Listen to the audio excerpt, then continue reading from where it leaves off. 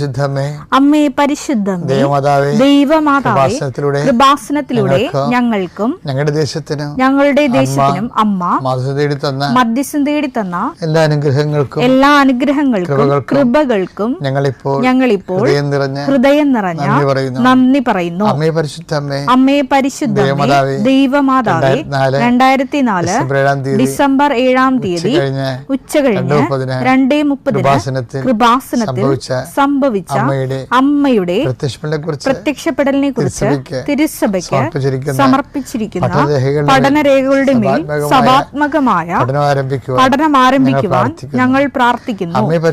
അമ്മേ പരിശുദ്ധമേ, ഭൂസ്വർലോകങ്ങളുടെ രാജ്ഞിയായ അങ്ങയ്ക്ക് ഭൗമ സംരക്ഷണത്തിനായി പ്രപഞ്ചപ്രകൃതിയെ തന്നെ തിരുസഭ പ്രതിഷ്ഠിക്കുവാൻ ഈ പ്രത്യക്ഷീകരണ വഴി ഇടയാക്കണമേ. പരിശുദ്ധമ്മേ, ജപമാല മാതാവേ, സകല കൃപാസനം പ്രാർത്ഥനകളോടും ചേർത്ത് ഞങ്ങളിപ്പോൾ പ്രാർത്ഥിക്കുന്ന ഈ കുടുംബത്തിന്റെ പ്രത്യേക നിയോഗം പറമക്കളെ.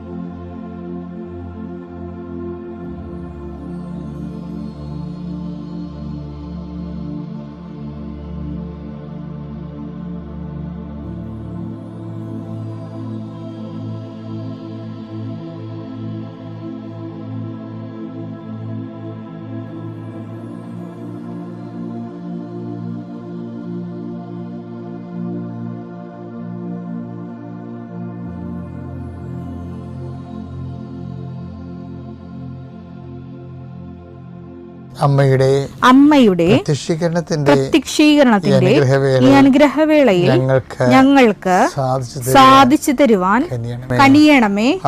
ആമേൻ. വിശ്വാസ പ്രമാണം. സർവശക്തനായ പിതാവും ആകാശത്തിന്റെയും ഭൂമിയുടെയും സൃഷ്ടാവുമായ ദൈവത്തിൽ ഞാൻ വിശ്വസിക്കുന്നു. അവിടുത്തെ ഏകപുത്രനും ഞങ്ങളുടെ കർത്താവുമായ ഈശോ മിശിഹായിലും ഞാൻ വിശ്വസിക്കുന്നു. ഈ പുത്രൻ പരിശുദ്ധാത്മാവിനാൽ ഗർഭസ്ഥനായി കന്യകാമറിയത്തിൽ നിന്ന് പിറന്ന് പൊന്തിയോസ് പീലാത്തോസിന്റെ കാലത്ത് പീഡകൾ സഹിച്ച് കുരിശിൽ തറയ്ക്കപ്പെട്ട് മരിച്ച് അടക്കപ്പെട്ട് പാതാളങ്ങളിൽ ഇറങ്ങി മരിച്ചവരുടെ ഇടയിൽ നിന്ന് 3-ാം നാൾ ഉയർത്ത് സ്വർഗത്തിലേക്ക് എഴുന്നള്ളി സർവശക്തിയുള്ള പിതാവായ ദൈവത്തിന്റെ വലതുഭാഗത്തിരിക്കുന്നു. അവിടെ നിന്ന് ജീവിക്കുന്നവരെയും മരിച്ചവരെയും വിധിക്കുവാൻ വരുമെന്നും ഞാൻ വിശ്വസിക്കുന്നു. പരിശുദ്ധാത്മാവിലും ഞാൻ വിശ്വസിക്കുന്നു. വിശുദ്ധ കത്തോലിക്കാ സഭയിലും പുണ്യവാന്മാരുടെ ഐക്യത്തിലും പാപങ്ങളുടെ മോചനത്തിലും ശരീരത്തിന്റെ ഉയർപ്പിലും നിത്യമായ ജീവിതത്തിലും ഞാൻ വിശ്വസിക്കുന്നു. ആമേൻ. സ്വർഗ്ഗസ്ഥനായ ഞങ്ങളുടെ പിതാവേ, അങ്ങയുടെ നാമം പൂജിതമാകണമേ. അങ്ങയുടെ രാജ്യം വരണമേ. അങ്ങയുടെ തിരുമനസ് സ്വർഗത്തിലെ പോലെ ഭൂമിയിലും ആകണമേ. അന്നു വേണ്ടുന്ന ആഹാരം ഇന്ന് ഞങ്ങൾക്ക് തരണമേ. ഞങ്ങളോട് തെറ്റ് ചെയ്യുന്നവരോട് ഞങ്ങൾ ക്ഷമിക്കുന്നത് പോലെ ഞങ്ങളുടെ തെറ്റുകൾ ഞങ്ങളോടും ക്ഷമിക്കണമേ.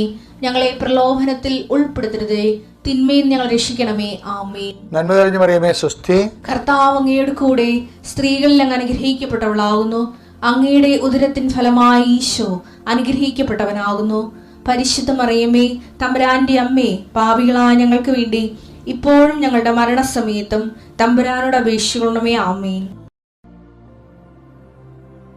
കർത്താവേ, നിന്റെ ഉന്നതമായ നാമത്തിന് സ്വസ്ഥം ചെയ്യുന്ന കർത്താവേ, നിന്റെ വിശുദ്ധ പൗരോഹിത്യത്തെ മഹത്വപ്പെടുത്തണമേ. കർത്താവേ, സഭയിലുള്ള സാന്നിധ്യം പ്രകടമാക്കണമേ.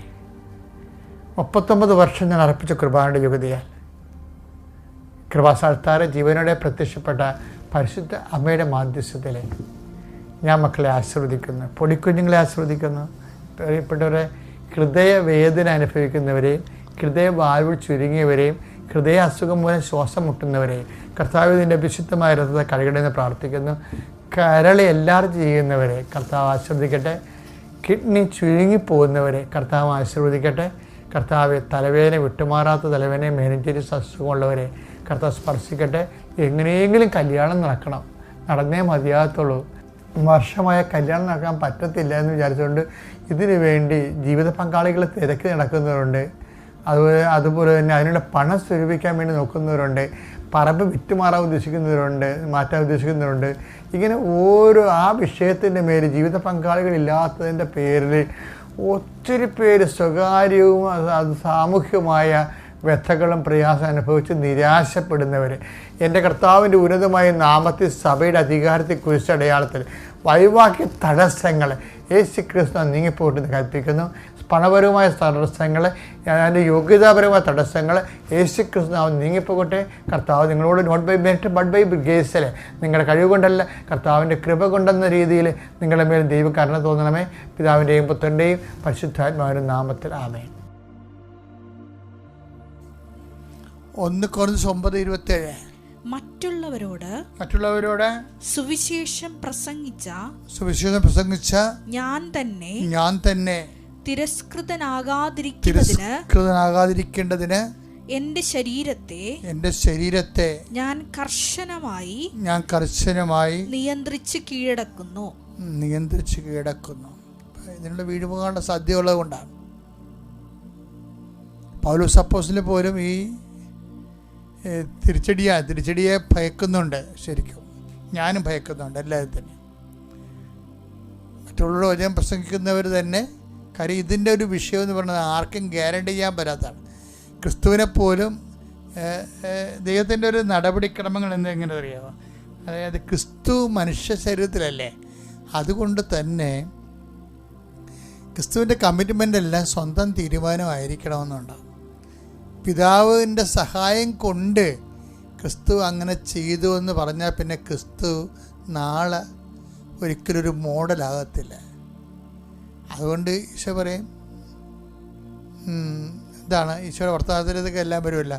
സ്വയം മത്തായി 18:4 ഈ ശിശുവിനെ പോലെ സ്വയം ചെറുതാകുന്നവനാണ് സ്വർഗരാജ്യത്തിലെ ഏറ്റവും വലിയവൻ. ഇതേ ഇതിൻ്റെ വിഷയം നമ്മൾ ശിശു എന്നും പറഞ്ഞുകൊണ്ട് പറയുമ്പോൾ തന്നെ അച്ഛന്മാരെല്ലാം കൂടി ശിശു ആനയാണ്, കൂനയാണ്, ശിശു നിഷ്കളങ്കനാണ്, ആന, അതൊന്നും വല്ല പ്രശ്നവും. സ്വയം ചെറുതാകുന്നതിനാണ് പ്രാധാന്യം. ശിശുവിനോട് പ്രാധാന്യമൊന്നും ഇല്ല. ശിശു ഒരു മോഡലാണ്, ടീച്ചിങ് എയ്ഡാണ്. അവിടുത്തെ മെയിൻ ഈശോ ഉദ്ദേശിക്കണത് എന്താണ്? ഈശോ ഉദ്ദേശിക്കണത് സ്വയം ചെറുതാകുക എന്നുള്ളതാണ്. സ്റ്റാറ്റസ് ലോയിങ്ങാ, അല്ല സാത്താൻ കൊണ്ടൊന്ന് ചെറുതാക്കണമല്ല മറ്റുള്ളവർ, നമ്മൾ തന്നെ സ്വയം ബൈബിള് ഭയങ്കര ഫിൽട്ടറിങ്ങാണ്. അതായത് മറ്റുള്ളവർ നമ്മൾ ചെറുതാക്കണമല്ല, ശരിക്കും പറഞ്ഞാൽ നമ്മൾ തന്നെ സ്വയമായിട്ട്. അതുകൊണ്ട് ഈശോ പരിത്യാഗം വരുമ്പോൾ സ്വയം എന്നുള്ള വാക്ക് ഈശോ ചേർക്കും. സ്വയം പരിത്യജിക്കണം എന്ന് പറഞ്ഞില്ല. മറ്റുള്ളവർ നിന്നെ സമ്മർദ്ദം ചെലുത്തിക്കൊണ്ട് പരിചയിപ്പിക്കണം അല്ലത്. 18:4 വായിച്ചില്ല നമ്മൾ. ഈ ശിശുവിനെ പോലെ സ്വയം ചെറുതാകുന്നവനാണ് സ്വർഗരാജ്യത്തിലെ ഏറ്റവും വലിയവൻ. ഈ ശിശുവിനെ പോലെ സ്വയം ചെറുതാകുന്നവനാണ്. അപ്പൊ ശിശുവിനല്ല പ്രാധാന്യം, സ്വയം പരിശുദ്ധ അമ്മ ജീവനോടെ പ്രത്യക്ഷപ്പെട്ട ഈ അൾത്താരയിൽ ഇവിടെ കയറി നിൽക്കാൻ കിട്ടിയ ഭാഗ്യത്തിന് ദൈവത്തിന്, എൻ്റെ പൊന്നു തമ്പുരാന്, മാതാവിന് 1000 നന്ദി ഞാൻ പറയുന്നു.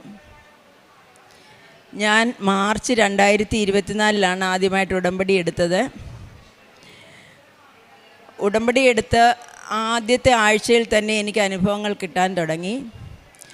ഞാൻ ഉടമ്പടി എടുത്തത് എൻ്റെ വ്യക്തിപരമായ കാര്യങ്ങൾക്കായിരുന്നില്ല, കുടുംബത്തിലെ കാര്യങ്ങൾക്കും പരിചയമുള്ളവരുടെ അങ്ങനെയൊക്കെയുള്ള നിയോഗങ്ങളാണ് വെച്ചിരുന്നത്. എനിക്ക് ഉടമ്പടിയിൽ ഭൗതിക നേട്ടങ്ങളെക്കാൾ കൂടുതൽ ആത്മീയ ഉണർവുകളാണ് ഉണ്ടായത്. ഞാൻ ചെറുപ്പം മുതൽ എല്ലാവിധ ക്രിസ്തീയ ആചാരങ്ങളും അനുഷ്ഠാനങ്ങളും അനുഷ്ഠിച്ചു പോരുന്ന, ചെറുപ്പം മുതലേ മിക്കവാറും എല്ലാ ദിവസങ്ങളിലും പരിശുദ്ധ കുർബാനയിൽ പോലും പങ്കെടുത്ത് ജീവിച്ച വ്യക്തിയാണ്. അതുപോലെ തന്നെ മറ്റ് പ്രാർത്ഥനാനുഷ്ഠാനങ്ങളും. പക്ഷേ ഈ ഉടമ്പടി ജീവിതം തുടങ്ങുന്നതിന് മുൻപ് ഞാൻ ചെയ്തിരുന്ന ഉപവാസങ്ങളും പ്രാർത്ഥനകളും പരിത്യാഗങ്ങളും എല്ലാം എൻ്റെ ജീവിത വിജയത്തിന് വേണ്ടി, ബഹുമാനപ്പെട്ട ജോസഫ് അച്ഛൻ്റെ ഭാഷയിൽ പറഞ്ഞാൽ വിഷയബന്ധിയായാണ് ചെയ്തിരുന്നത്. ഉടമ്പടി ജീവിതം തുടങ്ങി ബഹുമാനപ്പെട്ട ജോസഫ് അച്ഛൻ്റെ ഉടമ്പടി ധ്യാനങ്ങൾ അറ്റൻഡ് ചെയ്തതോടെയാണ് എൻ്റെ ആത്മീയ ജീവിതത്തിൽ എനിക്ക് വലിയൊരു ഷിഫ്റ്റാണ് ഉണ്ടായത്. ബോധ്യങ്ങളിൽ ക്രിസ്തീയ ജീവിതം ഭൗതിക നേട്ടങ്ങൾക്ക് വേണ്ടിയുള്ളതല്ല, നിത്യരക്ഷയ്ക്ക് വേണ്ടിയും ആത്മാവിന് വേണ്ടിയും ദൈവമഹത്വത്തിന് വേണ്ടിയുമാണ് ചെയ്യേണ്ടതെന്നുള്ള ശരിയായ ഒരു ബോധ്യം. ആ ബോധ്യത്തിൻ്റെ ഷിഫ്റ്റാണ് ഈ ഉടമ്പടി ജീവിതത്തിൻ്റെ എൻ്റെ ഏറ്റവും വലിയ അനുഗ്രഹവും കൃപയുമായിട്ട് ഞാൻ കണക്കാക്കുന്നത്. അതേസമയം തന്നെ എനിക്ക് ഭൗതിക നേട്ടങ്ങൾ ഉണ്ടായി. ഇപ്പോൾ ഞാനിവിടെ വന്ന് നിൽക്കുന്നത് ഒരു പ്രധാനപ്പെട്ട സാക്ഷ്യം പറയാനാണ്, ഒരു സൗഖ്യത്തിൻ്റെ സാക്ഷ്യം പറയാനാണ്. ഒരു ജൂൺ ജൂലൈ മാസങ്ങളിൽ എൻ്റെ സ്റ്റമക്കിൻ്റെ വലത്ത് സൈഡിൽ എനിക്കൊരു ചെറിയ ബൾജിങ് പോലെ തോന്നി. 1-2 മാസം ഞാനത് ഒബ്സർവ് ചെയ്തു. പ്രത്യേകിച്ച് അസ്വസ്ഥതകളോ അസുഖങ്ങളോ ഒന്നും ഉണ്ടായില്ല. എങ്കിൽ പോലും എന്തിനാ സംശയം വെച്ചുകൊണ്ടിരിക്കുന്നതെന്ന് വിചാരിച്ച് ഒരു ഡോക്ടറെ കൺസൾട്ട് ചെയ്തു. ഡോക്ടർ CT എടുക്കാൻ പറഞ്ഞു. ഡോക്ടർ ബൈൽ ഡക്റ്റിലും ഡ്യുവോഡിനത്തിലും ഓരോ ചെറിയ ലിഷനുണ്ട് എന്ന് പറഞ്ഞു. അതുകൊണ്ടൊരു CT എടുത്തോളാൻ പറഞ്ഞു. CTയിൽ ഡോക്ടർ പറഞ്ഞതിനെ അതുപോലെ തന്നെ അതേ സ്ഥാനത്ത് തന്നെ ചെറിയ ലിഷൻ ഉണ്ടെന്ന് കണ്ടു. അപ്പോൾ CT എടുത്ത ഡോക്ടേഴ്സ് പറഞ്ഞു ഒരു എൻഡോസ്കോപ്പി കൂടെ എടുത്തിട്ട് മലിഗ്നൻസി റൂൾ ഔട്ട് ചെയ്യാം, അതുകൊണ്ട് എന്തിനാ റിസ്ക് എടുക്കുന്നതെന്ന് പറഞ്ഞു. അതും ചെയ്തു. അത് ചെയ്തത് ജൂലൈ 29-ാം തീയതി. എൻഡോസ്കോപ്പി എടുക്കാൻ പ്രശസ്തമായ ഹോസ്പിറ്റലിൽ പ്രശസ്തമായ ഡോക്ടർ തന്നെയാണ് ചെയ്തത്. ERCP എന്ന പ്രൊസീജിയറാണ് ചെയ്തത്. ERCP എന്ന പ്രൊസീജിയർ ചെയ്യുക വഴി ഡോക്ടറിന് പിഴവ് പറ്റി. എൻ്റെ ഡ്യുവോഡിനത്തിൽ വലിയൊരു മുറിവുണ്ടായി. പെട്ടെന്ന് അവരെന്നെ ICUലാക്കി. പിന്നെ ആ വൂണ്ടിന് ബ്ലീഡിങ് അല്ലെങ്കിൽ ഇൻഫെക്ഷൻ വന്നാൽ എനിക്ക് ലൈഫ് റിസ്ക്കാണ്. അപ്പോൾ എൻഡോസ്കോപ്പി എടുക്കാൻ പോകുന്നതിന് മുൻപേ ഞാൻ ഇവിടെ വന്ന് ജോസഫ് അച്ഛൻ്റെ പ്രാർത്ഥന സ്വീകരിച്ച് മാതാവിനോട് പ്രത്യേകം പറഞ്ഞിട്ടാണ് പോയേ. മലിഗ്നൻസി ഉണ്ടെങ്കിൽ ഒരു മേജർ സർജറി, അതായത് പാൻക്രിയാസിൻ്റെയും ബൈൽഡക്റ്റിൻ്റെയും ഡ്യുവോഡിനത്തിൻ്റെയും കുറേശ്ശെ ഭാഗങ്ങൾ കട്ട് ചെയ്തുള്ള ഒരു മേജർ സർജറി ചെയ്യേണ്ടി വരും മലിഗ്നൻസി ഉണ്ടെങ്കിൽ എന്നാണ് ഡോക്ടേഴ്സ് പറഞ്ഞിരുന്നത്. അതനുസരിച്ച് ഞാനിവിടെ വന്ന് മാതാവിനോട് പറഞ്ഞു എനിക്ക് സർജറി ഒന്നുമില്ലാതെ എന്നെ രക്ഷപ്പെടുത്തി വിട്ടേക്കണമെന്ന് പറഞ്ഞിട്ട് പോയി. അച്ഛൻ്റെ പ്രാർത്ഥനയെ സ്വീകരിച്ചു പോയി. അച്ഛൻ എൻ്റെ തലയിൽ കൈവച്ച് പ്രാർത്ഥിച്ചപ്പോൾ എനിക്ക് ദൈവാനുഭവം വളരെയേറെ പ്രകടമായി എനിക്ക് തോന്നിയിരുന്നു. ഞാൻ എൻഡോസ്കോപ്പി എടുത്ത് ICUയിൽ ഡോക്ടറിന് പിഴവ് പറ്റി ICUലായപ്പോൾ എനിക്ക് ഒട്ടും പേടി വന്നില്ല. ഡോക്ടേഴ്സിനെല്ലാം പേടി, വീട്ടുകാർക്കെല്ലാം പേടി. എനിക്ക് ഒട്ടും പേടിയൊന്നും വന്നില്ല. എനിക്കൊരു കുഴപ്പവും വരികയില്ല. അവരൊരു അടുത്ത ഒരു മേജർ സർജറി ചെയ്ത് ആ വൂണ്ട് സ്റ്റിച്ച് ചെയ്തില്ലെങ്കിൽ എൻ്റെ ലൈഫ് റിസ്ക് ആണെന്ന് പറഞ്ഞ് 2 ദിവസം ഡോക്ടർമാർ എൻ്റെ നിരന്തരമായിട്ട് എന്നെ വിസിറ്റ് ചെയ്യുകയും ഇതിന് ഉപദേശം തന്നുകൊണ്ടിരിക്കുകയും ചെയ്തിരുന്നു. ഞാൻ പറഞ്ഞു ഒരു കാരണവശാലും ഒരു സർജറിയുടെ ആവശ്യമില്ല, എനിക്കൊരു കുഴപ്പമില്ല. അവർ സമ്മതിക്കത്തില്ലല്ലോ. പക്ഷേ അങ്ങനെ 2-ാം ദിവസമായപ്പോൾ ഞാൻ സഹി കെട്ടിട്ട് മോനോട് പറഞ്ഞ് എൻ്റെ ഉടമ്പടി പേപ്പർ എടുത്തുകൊണ്ട് മോൻ ഇവിടെ കൃപാസനത്തിൽ പോയെന്ന് പ്രാർത്ഥിച്ചിട്ട് വരാൻ പറഞ്ഞു. ആ മോൻ വന്ന് ഒരു സിസ്റ്ററിനെ കണ്ട് ഈ ഉടമ്പടി പേപ്പറൊക്കെ കണ്ട് ഈ കാര്യം പറഞ്ഞ് പ്രാർത്ഥിച്ച് അതേ നിമിഷം അരമണിക്കൂർ മുൻപേ എന്ത് വന്നാലും എത്രയായാലും ഈ സർജറി ചെയ്യാതെ സമ്മതിക്കത്തില്ലെന്ന് പറഞ്ഞ് മെയിൻ ഡോക്ടർ തന്നെ തിരിച്ചു വന്നിട്ട് പറഞ്ഞു ഇപ്പോൾ സർജറി ചെയ്യുന്നില്ല, 1-2 ദിവസം കൂടെ നോക്കാം, അമ്മയുടെ ഹെൽത്തൊക്കെ വളരെ മോശമൊന്നും അല്ലാത്തത് കൊണ്ട് സർജറി ഇല്ലാതെ നമുക്കൊന്ന് ട്രൈ ചെയ്യാം എന്ന് പറഞ്ഞു. അന്ന് മുതൽ എനിക്ക് ആ നിമിഷം എനിക്ക് നന്നായിട്ട് ഫീലായി. അപ്പോൾ ഞാൻ തലേദിവസം വൈകിട്ടാണ് മോനോട് ഈ സർജറി കൃപാസനത്തിൽ വന്ന് പ്രാർത്ഥിക്കണമെന്ന് പറഞ്ഞത്. ആ ദിവസം രാത്രിയിൽ എനിക്ക് വലിയൊരു അനുഭവം ഉണ്ടായി, മാതാവിൻ്റെ ഒരു പ്രസൻസ്. ഞാനിങ്ങനെ അവിടെ ആശുപത്രിയിൽ ചെന്നപ്പോൾ തൊട്ട് മാതാവിൻ്റെ ഉടമ്പടി കാശുരൂപം എൻ്റെ വയറെ മുട്ടിച്ച് പിടിച്ചുകൊണ്ടാണ് ഇരുന്നത്. അന്ന് രാത്രിയിൽ ഞാനിങ്ങനെ ചെറിയ മയക്കത്തിലായിരുന്നു. അപ്പം ഈ മാതാവിൻ്റെ ഇവിടെ ഞാൻ ഉടമ്പടി എടുക്കാൻ വന്നപ്പോൾ മാതാവിൻ്റെ ഒരു രൂപം വാങ്ങിച്ചുകൊണ്ട് പോയിരുന്നു. അതേപോലത്തെ ഒരു ഫോട്ടോ എൻ്റെ വയറിലേക്ക് വന്ന് വീഴുക.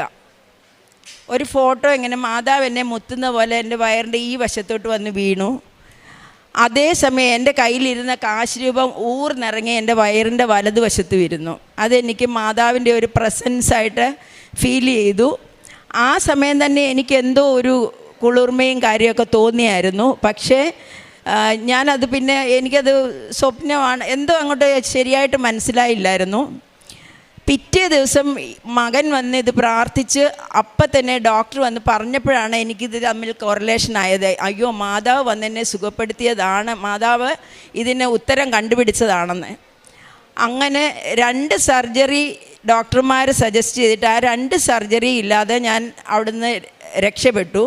അതേസമയം ഈ വൂണ്ട് സ്റ്റിച്ചൊന്നും ഇടാതെ ICUയിൽ കിടക്കുക ആയതുകൊണ്ട് എനിക്ക് ട്യൂബിലൂടെയാണ് ഫുഡ് തന്നുകൊണ്ടിരുന്നത്, ലിക്വിഡ് ഫുഡ്. അപ്പോൾ എനിക്ക് വായിൽ കൂടെ വെള്ളം പോലും ഇറക്കാൻ പറ്റുന്നില്ല. അപ്പം ഞാൻ അവിടെ ചെന്നത് മുതൽ ബൈബിൾ വായിക്കുക, പിന്നെ വിശുദ്ധ വസ്തുക്കൾ ഉപയോഗിക്കുക, അത് വളരെ കൃത്യമായിട്ടും വളരെ നന്നായിട്ട് ചെയ്തിരുന്നു. ഡോക്ടർമാരൊന്നും അറിയാതെ ഞാൻ ഈ വിശുദ്ധ ഉപ്പ് ഇട്ട് വെള്ളം വായിൽ ഗാർഗിൾ ചെയ്യുമായിരുന്നു, സിസ്റ്റർമാരോട് ചൂടുവെള്ളം വാങ്ങിച്ചിട്ട്. ആ ഗാർഗിൾ ചെയ്യുന്ന കൂട്ടത്തിൽ ഞാൻ വിചാരിച്ചുകൊണ്ടിരുന്നത് എൻ്റെ വായിൽ കൂടെ ഫുഡ് ട്രാക്റ്റിൽ കൂടെ ഒരു സാധനം പോലും ചെല്ലുന്നില്ല, വെള്ളം പോലും ചെല്ലുന്നില്ല. അപ്പം ഇനി ഞാൻ ആഹാരം കഴിച്ചാൽ എന്തെങ്കിലും പ്രശ്നം ഉണ്ടായാലോ എന്ന് എനിക്കൊരു ഉള്ളിലൊരു തോന്നൽ വന്നിട്ട് ഞാൻ ഈ ഗാർഗിൾ ചെയ്യുന്ന സമയത്ത് 1-2 ഡ്രോപ്പ് മാതാവിൻ്റെ ഉപ്പിട്ട വെള്ളം ഇറക്കുമായിരുന്നു. അതുപോലെ തന്നെ എനിക്ക് ഓക്സിജൻ ലെവലൊക്കെ താഴ്ന്നു, എക്സർസൈസ് ചെയ്യണം, ഓക്സിജൻ വെക്കണം എന്നൊക്കെ പറഞ്ഞ് ഡോക്ടർമാർ വരുമ്പോൾ ഞാൻ ആ സിസ്റ്റർമാരോട് പറയും എനിക്കൊരു ബൈബിൾ തന്നാൽ മതി, ഞാൻ അതുകൊണ്ട് എക്സർസൈസ് ചെയ്തോളാം എന്ന് പറഞ്ഞിട്ട് ബൈബിൾ വാങ്ങിച്ചിട്ട് ഞാൻ ഉറക്കെ അങ്ങോട്ട് ബൈബിൾ വായിക്കും അവിടെ ICUയിൽ ഇരുന്നിട്ട്. അപ്പോഴത്തേക്കിന് എൻ്റെ ഓക്സിജൻ ലെവലെല്ലാം നേരെയാകും. അവരിങ്ങനെ ഓരോന്നും പറയുമ്പോൾ ഞാൻ അതിനെല്ലാം മറുപടിയായിട്ട് ചെയ്യുന്നത് മെഡിക്കലല്ല, പ്രാർത്ഥനയുടെ കാര്യങ്ങളാണ്. അങ്ങനെ ബൈബിൾ വായനയും വളരെ ശക്തമായിട്ട് ഞാൻ ചെയ്തുകൊണ്ടിരുന്നു. ജപമാല, എല്ലാ പ്രാർത്ഥനകളും, ഇടയ്ക്കിടയ്ക്ക് പ്രത്യക്ഷീകരണ പ്രാർത്ഥനയും ചെല്ലുമായിരുന്നു. അങ്ങനെ ആ ഫുഡൊന്നും തരാതെ ഇങ്ങനെ ഇരിക്കുമ്പോൾ, അതുപോലെ തന്നെ ഓറൽ ഫീഡ് ഇല്ലാത്തവർക്ക് വിശുദ്ധ കുർബാന തരത്തില്ല. അപ്പം ഞാൻ ഓൺലൈനിൽ കുർബാന കണ്ടിട്ട് അച്ഛന്മാർ ഈ വിശുദ്ധ കുർബാനയും കൊണ്ട് പോകുമ്പോൾ ഞാൻ അച്ഛന്മാരെ ആംഗ്യം കാണിച്ച് പറയും എനിക്കൊരു തുള്ളി വിശുദ്ധ കുർബാന തരാൻ, ഇങ്ങനെ കെഞ്ചുന്ന പോലെ ചോദിക്കും. അപ്പോൾ അച്ഛന്മാർ എൻ്റെ മുഖം എല്ലാം ഒന്ന് നോക്കി വെച്ചും ഒരു പൊരി വിശുദ്ധ കുർബാന തരും. ആ വിശുദ്ധ കുർബാനയും മാതാവിൻ്റെ വിശുദ്ധ ഉപ്പിൻ്റെ ആ വെള്ളവും എൻ്റെ ഫുഡ് ട്രാക്റ്റിൽ കൂടെ പോയതുകൊണ്ട് ഞാൻ 18 ദിവസം കഴിഞ്ഞ് ആദ്യമായി വെള്ളം കുടിച്ചപ്പോൾ ഡോക്ടേഴ്സ് എല്ലാം എൻ്റെ ചുറ്റിലും നിൽക്കുക, ഇപ്പം ഛർദ്ദിക്കും, ഇപ്പം എനിക്ക് അസ്വസ്ഥത വരും. എനിക്ക് ഒരു കുഴപ്പവും വന്നില്ല. അന്ന് തന്നെ അവരെനിക്ക് വീണ്ടും ഫുഡ് തന്നു. അപ്പോൾ അതേസമയം ഓഗസ്റ്റ് ആദ്യമായിരുന്നു ഈ സംഭവങ്ങളെല്ലാം. ഞാൻ മാതാവിനോട് പ്രാർത്ഥിച്ചുകൊണ്ടിരുന്നു. എല്ലാവരും നോയമ്പ് നോക്കുകയാണ്, ഞാൻ ഫുൾ നോയമ്പ് ഉപവാസമാണ്. എനിക്ക് മാതാവിൻ്റെ സ്വർഗാരോഹണ തിരുനാളിൽ നിൻ്റെ രൂപം, എൻ്റെ വീട്ടിലിരിക്കുന്ന നിൻ്റെ രൂപത്തിൻ്റെ മുമ്പിൽ വന്നിരുന്ന് കൊന്ത ചെല്ലണം. അതുപോലെ തന്നെ നിൻ്റെ തിരുനാളിന് മറിയമ്മ എന്ന എൻ്റെ പേരിൻ്റെ അവകാശമായിട്ട് എനിക്ക് ആഹാരം വായിൽ കൂടെ കഴിക്കണം. ഇതാണ് ഞാൻ മാതാവിനോട് പറഞ്ഞത്. എനിക്ക് സൗഖ്യവും വേറെ ഒന്നും ഞാൻ ചോദിച്ചില്ല, ഞാൻ ഈ കാര്യമാണ് ചോദിച്ചത്. ഇടയ്ക്കിടയ്ക്ക് അവർ സീറ്റ് ചെയ്ത് എൻ്റെ വൂണ്ട് ലീക്ക് ഉണ്ടോ എന്ന് നോക്കുമായിരുന്നു.